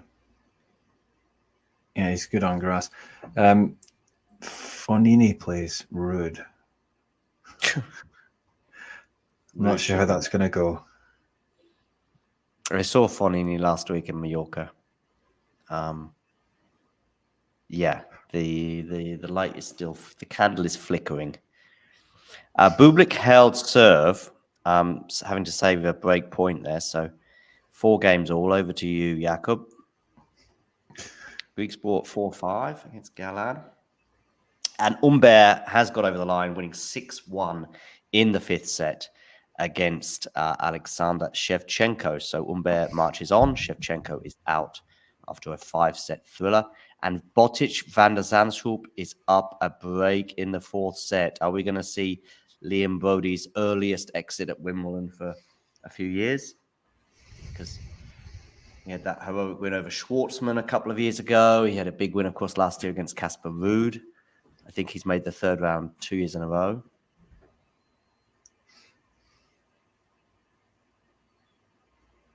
Just short of matches.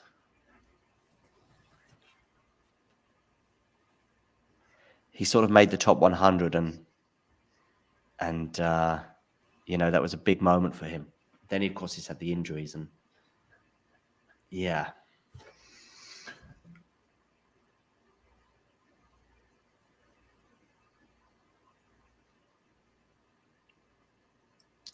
Yeah, mentioned Fonini earlier. I was laughing because Taro Daniel posted on his Instagram a story. It was because Taro was eating pasta with his chopsticks. Oh, right. I saw a picture of him eating pasta, but I didn't. He was eating pasta with his chopsticks, and Fonini was complaining about this. It's like, what are you doing? Oh, okay, yeah. Yeah.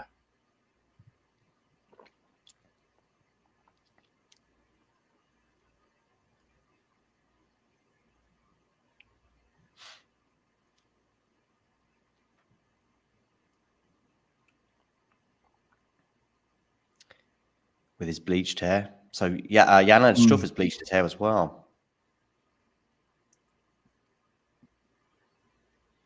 Is he? Does he? Yeah. I haven't seen recently, actually. No, I must have done it in the last few days because I don't recall seeing him having bleached hair. Not this year, anyway. But then suddenly on court today, I saw some what appeared to be bleached hair coming through the front part of his cap. And I wasn't sure if it was part of his cap or it was his hair, but at one point he took his cap off. And at that point, it became clear that he's following in the footsteps of his hero, Fabio Fonini, by bleaching his hair. It wasn't actually Ghosty. It was not actually noodles. It was like pasta. Yeah, different pasta. Yeah, like the. Yeah, I think it was like twirly ones. Yeah, yeah, something like that.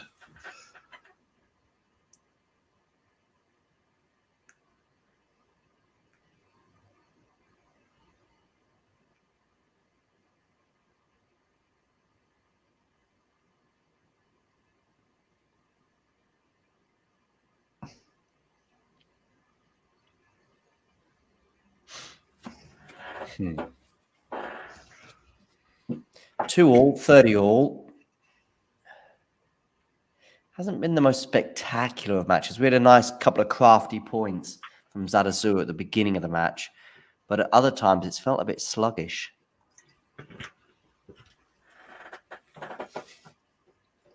I mean, Zarazua is obviously underpowered.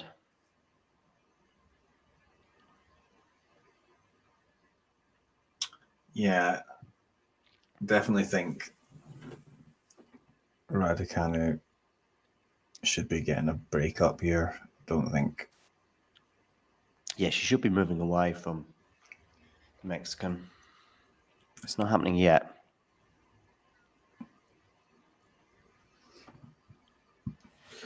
Yeah, Broady in big trouble now. I mean, also playing 4 or 5 sets is obviously probably the first time maybe in a year that he's played a 5-setter, because I think he was injured just on the eve of Australia. I think him and David travelled out to Australia but then pulled the plug maybe 3 or 4 days before, maybe or even less than that, before qualifying got underway. Because didn't quite make the cut, because he made the top 100 around about October time, but then just dropped a bit down to about something like 110, 120. So by the time the Australian Open rolled around, he was just missed the cut. He also, just over a year ago, had a similar issue with his wrist, I think, to what Emma Raducanu had. And Emma Raducanu went down the route of an operation, and Liam Broady, bearing in mind his age and the point he was at in his career, and having big wins at Wimbledon might not happen many more times in Liam's career, whereas Emma's at a very different juncture. So Emma decided to take the route of, I'm going to write the rest of my year off and get ready for Australia 2024. He was like, I can't really be doing that. So decided to rest and see if he could manage it. And that's more what he sort of more than managed it, and got that, of course, great win against Casper a year ago. Emma does hold serve, by the way, with an ace. And Cazot and Bergs are on serve, 2-1 with the Belgian, with that slight advantage of having served first in that set. Vekic has beaten Wong, so she is through. Bautista Agut is now up 2 sets to love on Martha. And Offner and Vukic are indeed into a fifth. That was a good serve. Yeah, interesting match coming up as well with Brenda Fruhvirtova against Mira Andreeva. Yeah. Both are teams, right? Yeah. The future of tennis there. So Mertens did go through in the end because she was down. She was down, I think. I think she might have lost the first set. But she's through.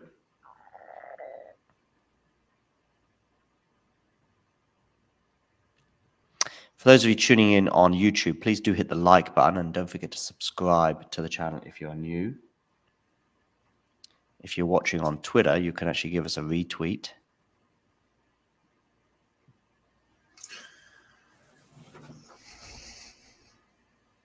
So we've had, I mean, how many matches now that have come? We've had Harris come back from 2 sets down.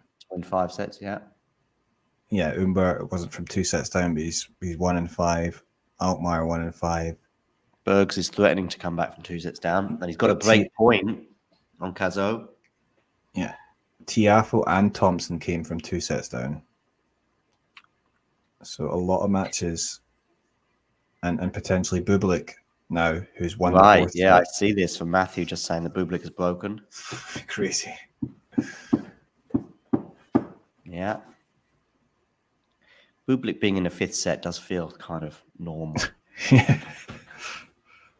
He's just doing it to give the people, their money's worth. Yeah. I forget who he beat. Maybe it was Shevchenko. I don't know. He beat somebody in the exhibition at the Boodles. And Kira said, oh, it's nice to get a bit of revenge for a loss you had against him early on in the year. And he went, it's just an exhibition, just a practice match. I think he actually called it a practice match. I don't think it counts as revenge. Yeah. I think it wasn't too bad. At first, I thought, but no, I think he was okay with it. But and he is right. I mean, it's not quite revenge. Sorry, Kira. Yeah. Kira excelled, and even that question is fine. It just made me giggle, actually. I saw that. Yeah. But she got that information about him. He said he wasn't feeling pain, right?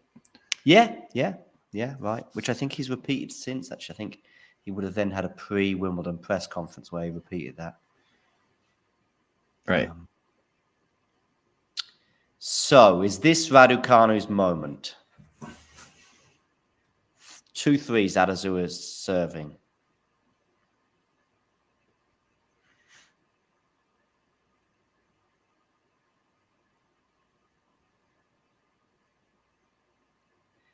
So there's a lot of people talking about the match point. Let me see. I need to watch this. Hang on.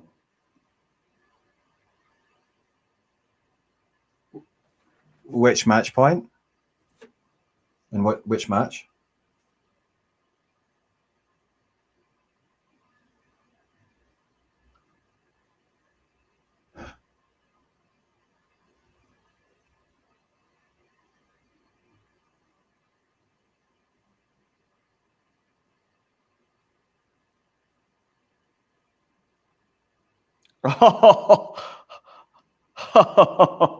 It is a pretty special match point. It is a special match point.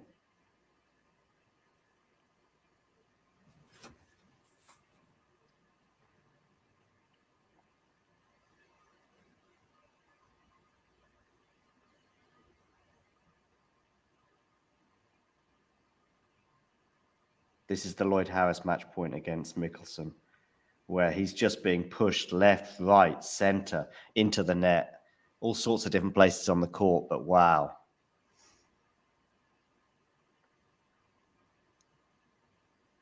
Yeah, Matthew's highlighting the match point as well. So, Raducanu has a break point. Big roar from her there. She brings up the break point. How big's the roar going to be if she wins the break point?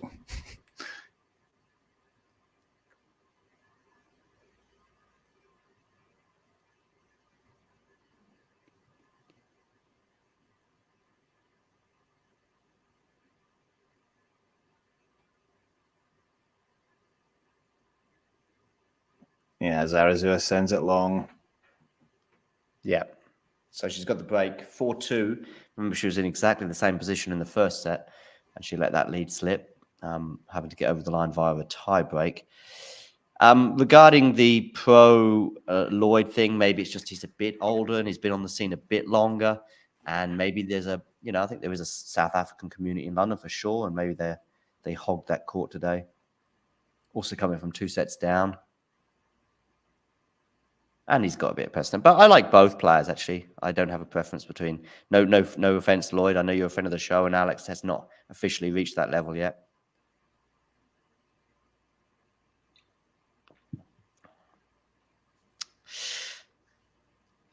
So, Paul leads 2-1 on serve against Martinez.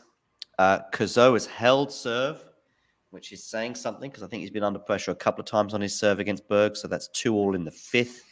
Sonego leads 6-4, and they are on serve in the 2nd. Bautista a good 2 sets to love up on Martro, 1-1 on serve, of course, in the 3rd set there.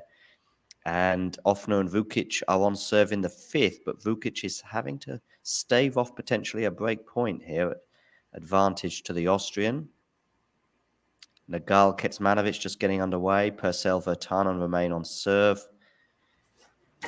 Broady is a double breakdown now in the 4th set, and I think he just had a break point that he wasn't able to take advantage of. Can Ofner take advantage of his break point against Vukic in the 5th set?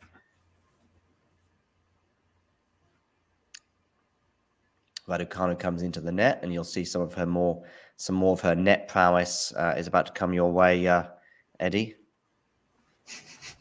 You'll see. This is a sarcastic comment, isn't it? You'll see. All right.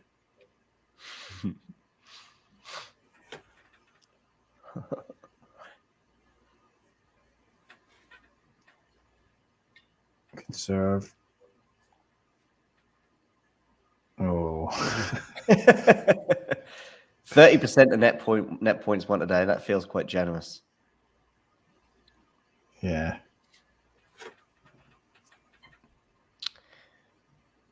But she wins the next point, so things are sort of okay for now. All that panicking in the chat earlier as well from Ashley. And Ofner does get the break, so he leads 2-1 in the 5th.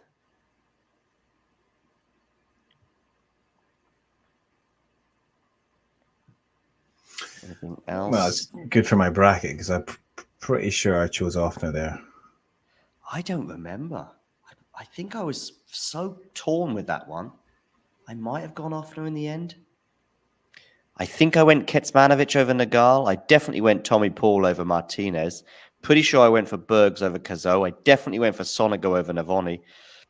Pretty sure I went for RBA over Martada. I think I went for Azarenka over Stevens, so that's blown up, of course. I definitely went for Sinner over Hanfman, and he is up 5-2, of course, with one break. And I actually went for Raducanu over Alexandrova, so that one obviously is working out well. Raducanu holds, by the way, for 5-2. I think I went for Liam Broady over Botic. And I definitely went for Greek Spore over Galland. They're into a first set tiebreak, mind you, although Greek Spore has got a healthy advantage. And Bublik and Mensik are into a fifth set. 30 all on serve in the fifth. Good from Raducanu to get that game, and I think she will. She should close be okay. this out now. Yeah. Yeah. I wonder if Vitali Pastel on serve. Go on, what were you going to say? I'm just going to see if I was wanting to see if what's his face was tweeting about it. Liam Gallagher. What's he? What he's talking about tennis? I remember like when Emma was playing at Wimbledon, him like tweeting a few times, but yeah, I don't know. Okay. I think he watches a lot of tennis, but he probably watches Wimbledon. Yeah. It's like David Beckham. Mm-hmm.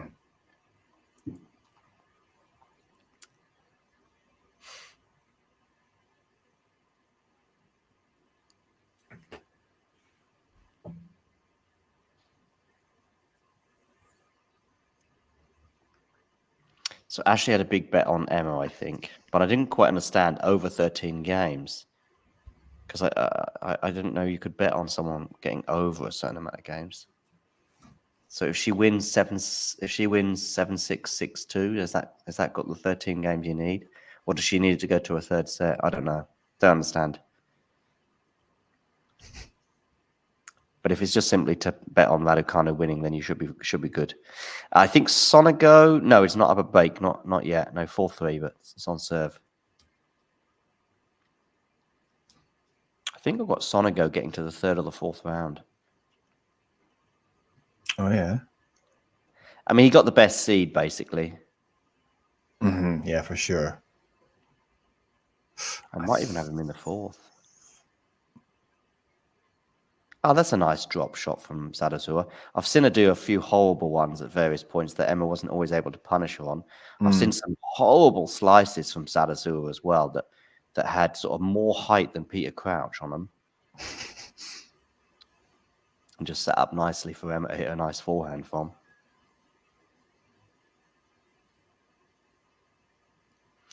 Does Lloyd live in London? I don't know, Matthew. Not to the best of my knowledge, but he might do.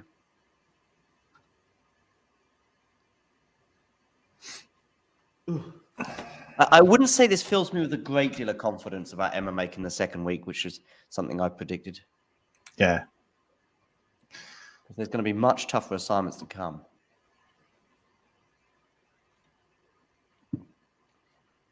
According to Lloyd's Wikipedia page, it says his residence is in Cape Town. So, okay, those pages are not always right. I spoke to somebody recently about that. Oh, I know what it was, and I can't say it on air.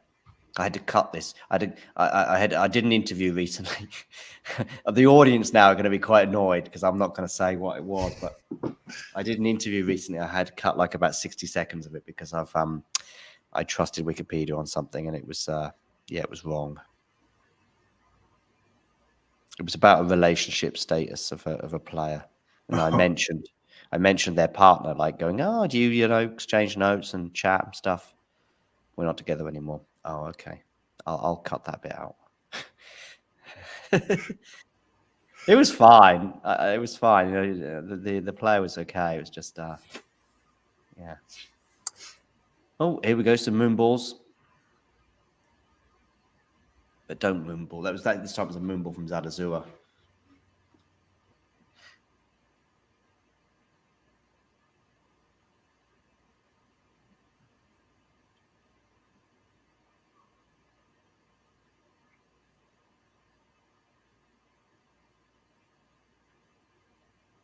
Oh, the moon ball. See you, Ghosty. Yeah, I know. Doing the work there, though. It landed right in the line, didn't it? So A moonball from Zarazua you're talking about? no, that was from Emma. Okay. It landed, and then I saw one from Zarazua that just didn't do the job at all. Okay.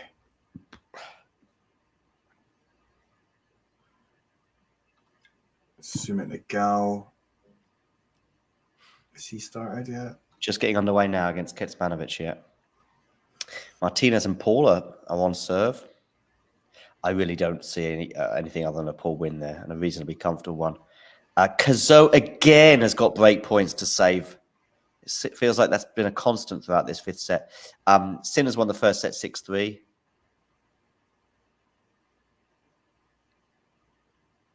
I just feel as though that Bergs keeps knocking at the door. He's going to come back, isn't he? Oh, he's got break points. Yeah, he's got 2. But he's just and lost there's a match point here for Emma as well. Yes, there is. I should focus on this. I'll let you can focus on it because you're behind.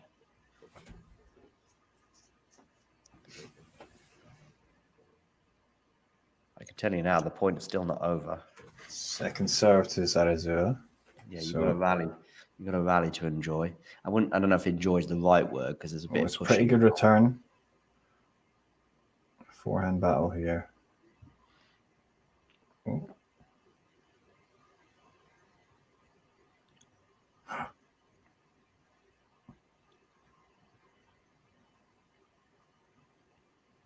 Oh. Disappointing end to that one. Yeah, I mean, it was a decent length, but it was no Mickelson-Harris rally, put it that way.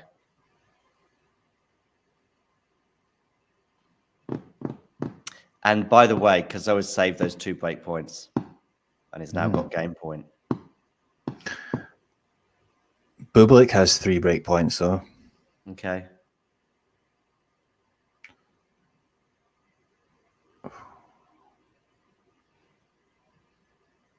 Drop shot from Emma is not going to work. Wait.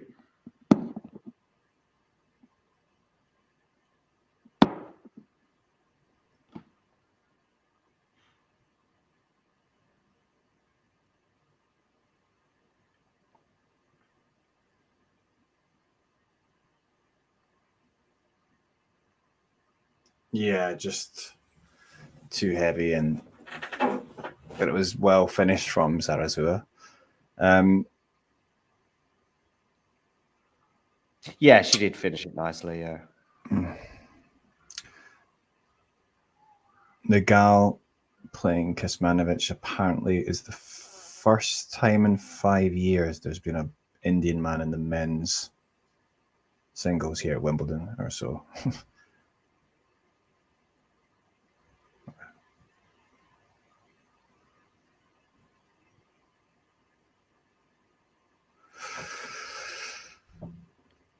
And Tommy Paul is up a break, as he probably should be. Yeah, I mean, I was almost surprised they got to 2-all. I'm kind of hoping that he meets Alcaraz in the quarters because it could be a fun one. I have that happening. I think Alcaraz's draw is unlucky in that he's in the same half as Sinner. But until the quarters, I think he's pretty safe. Sinner's, however, kind of is a bit tricky. Djokovic is just he's got, I think, her catch in the quarterfinals. Maybe Runa in the fourth. Oh dear. Another poor forehand error from Emma. She hit a lot of good shots in that rally.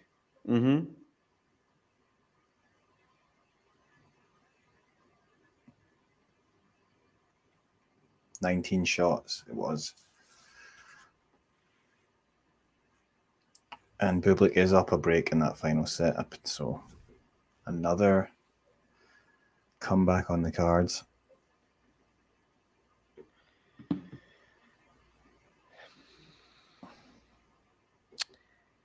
Bergs and Kazar at 3-all now.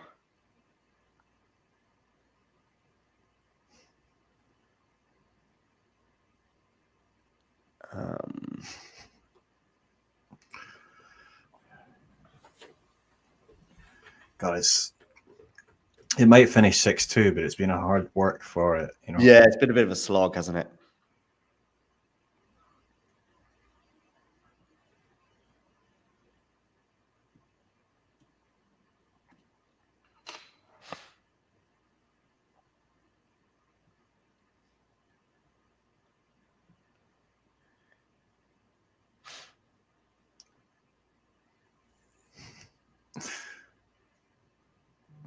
Still going on though.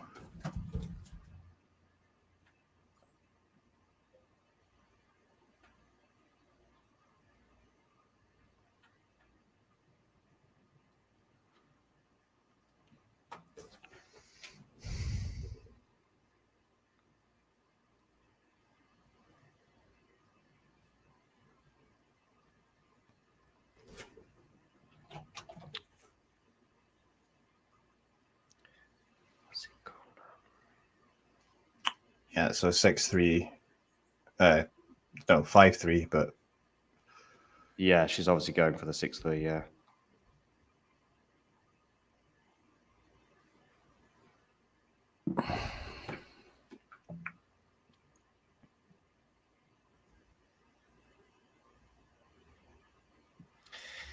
Yeah, so she's going to serve for it now at 5-3, and she's going to win the first point as well.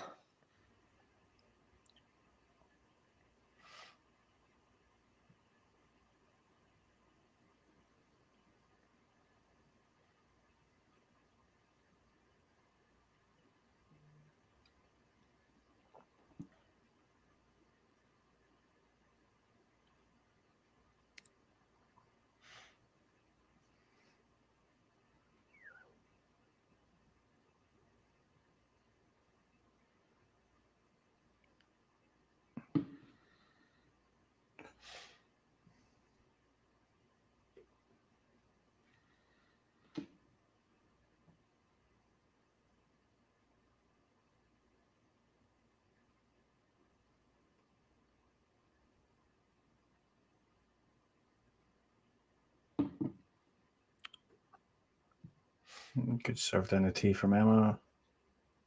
Hey, Jake. Decent forehand. Yeah, Jake keeps joining us, goes to leaves.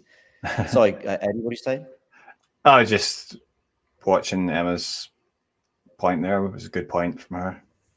Good serve and good forehand. Yeah, it looks like she's going to get it done now.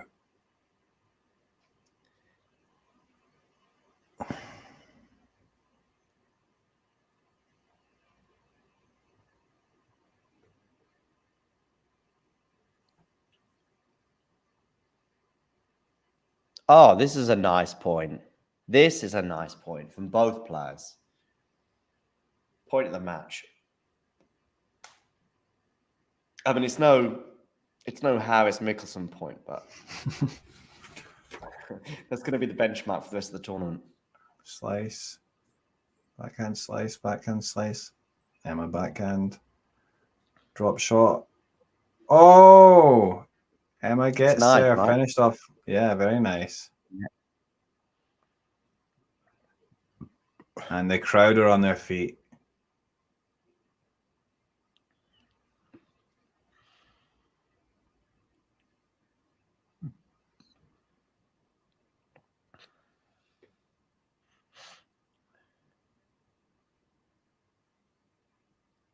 So 3 match points over Raducanu.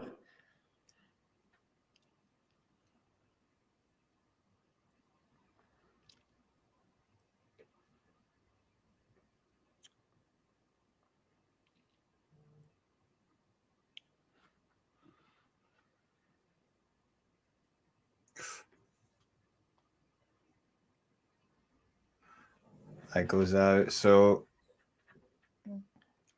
Emma looks delighted. Just to come through that one, yeah. I think she made a lot harder work than she needed to. 4-2 up in the first set. But she's through. I guess that's the most important thing. And yeah, like I say, this half of the draw, if we look at some of the results just quickly before we end this show. David Attenborough there. Oh, okay, yeah. Let's just have a quick look at some of the results from today and the exits and stuff. So from this half of the draw, I'm going to mention some names. I'm probably going to miss off some that I just don't think are realistic finalists. But as I go through these, you'll hear quite a few sort of left field names, at least, that are possibles for the final. Let me see if I can get results. Okay, results. Here we go. So on the women's side, one of these women is going to be in the Wimbledon final. I'm already saying this after day one because of the withdrawals of Alexandrova, Arina Sabalenka, and Victoria Azarenka. All three were unable to take the court today. All three withdrew just before their matches were due to take place. And so, as a result, one of these women is probably going to be in the Wimbledon final. As I said, I'm going to miss off a few matches where I just don't think it's happening. But these are the names that jump out at me. Emma Raducanu, Madison Keys, both winning their matches today. Jasmine Paolini, Naomi Osaka,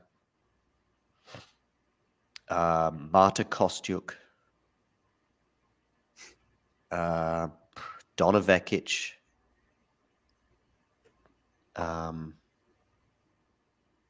Elise Mertens, Maria Sakkari. That's one of the ones I was just not going to mention, but I have done. Daria Kazatkina. I mean, Diana Schneider. One of those is going to be in Pavlyuchenkova. One of those is going to be in the Wimbledon final. I have missed a few off, so it's not the entire half I've mentioned. Sloane Stephens. Yeah. One of those women almost certainly will be in the Wimbledon final. Crazy, no? You're missing out golf, though. You didn't mention golf. Oh, is Goff still to play today, is she? Yeah, she's not out, but she's coming up. She's coming up later on today. She go Goff. Yeah, sorry. Yeah, no, but just because I'm looking at the results, I should have checked also matches still to come. Yeah. But well, she's in. I mean, Osaka's section. Coco Gauff is probably the favourite. Coco Gauff is probably the favourite amongst them all to make the final. Yeah, we've got Schneider, Osaka, but this Emma Navarro's there as well. But I mean, it's all quite unpredictable, really. Who's going to come out? I mean, Madison Keys says, Jake, please let it be. And also, another dangerous non-seeded player, there's Andreescu, who is... Well, she beat Osaka recently. Yeah, did she not?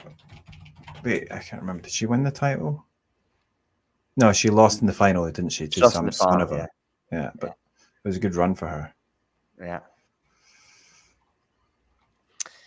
So, one of those ladies is going to be in the Wimbledon final. Might be Emma Raducanu, might be Madison Keys, might be Coco Gauff, might be Andreescu, might be Naomi Osaka, might be Maria Sakkari, might be Diana Schneider. I mean, I'd put them all at about the same. I'd give them all about a sort of 4 or 5% chance. Looks like some chuckling between Beckham and Emma Raducanu. I don't know if she mentioned him in her speech. Madison Keys definitely has a good chance, at least to get to the final. Probably make her the favourite. I mean, because I'd probably give her the edge over Coco Gauff, but it's not much. It's not much. I wouldn't rule out Andreescu. I wouldn't rule out Coco Gauff. I wouldn't rule out Naomi Osaka, sorry. Keys, the biggest thing is the mental side of things. What side of the draw is Mira Andreeva? Is she in this side as well? Yeah. She's same So there you side. go. So You've got to throw her into the mix as well. I mean, they're all in the mix basically, except maybe Maria Sakkari. and yeah, Kasatkina's there, but I've got a feeling that it's not going to be her. No. So actually, could be a good chance for Andreeva to. She could actually meet her sister in the fourth round. Oh, really? I think her sister won today, right? Didn't she? Or was winning last I saw. How's Berg's getting on against Kozo? They're still going. Yeah. Oh no, Erika Andreeva is still playing, but she's up a still break. playing, but So is she okay? In the second or third set? She's up in a the break. final set, yeah. So she's up 5-3. So right. Anyway, that brings today's watch-alongs to a close. There will be last ball drops with Damien and Mario. That will go live whenever the last ball drops at Wimbledon. Normally, we kind of do it as the last ball drops on centre court, but given the fact that they're underway so early with what I believe to be the final match, Sinner's the last match on centre court, I think, because I think Coco Gauff is on court 1, or is she on centre court? Let me just check. No, Coco Gauff is on centre court. So probably when the last ball drops on that Coco Gauff Dolhide first round match, which, given how bizarre today has been, who knows if one or both players leave and take the court. But on a serious note, we'll probably go live probably just as that match ends, and it'll be Mario and Damien bringing you a reflection on the day's play. And as I say, I think a lot of those reflections will be on the 3 withdrawals that we had that took away 3 exciting narratives, whether it be Sabalenka's pursuit of her first Wimbledon title, whether it be Azarenka and Stevens who are going to take the court as 2 former Grand Slam winners, or the Alexandrova Emma Raducanu match, which for many was the match of the day. But all 3 were torn apart, some just minutes before. I mean, Azarenka's withdrawal was like 15 minutes, I think, before she was due to take the court against Sloane Stevens. But that's tennis. That's how it is. And on we go. So make sure you tune in for last ball drops. And I just want to say a big thanks to Eddie, who's done back-to-back matches today. Yeah. Cheers. Make sure you check out Asia Tennis TV. I'm going to find the... here we Tennis go. Asia. Tennis Asia. Sorry, I always mess this one up. There you go, Eddie. I've got it written down anyway. Check out the podcast and YouTube channel and all the other social stuff as well. He's back on Instagram, I believe, after a brief hiatus. But so I'll see you all soon. Thanks, Eddie, and everyone else. Cheers. You know the drill. If you enjoyed this video, make sure you hit that like button. Don't forget to subscribe and click that notification bell so you don't miss out on all things tennis.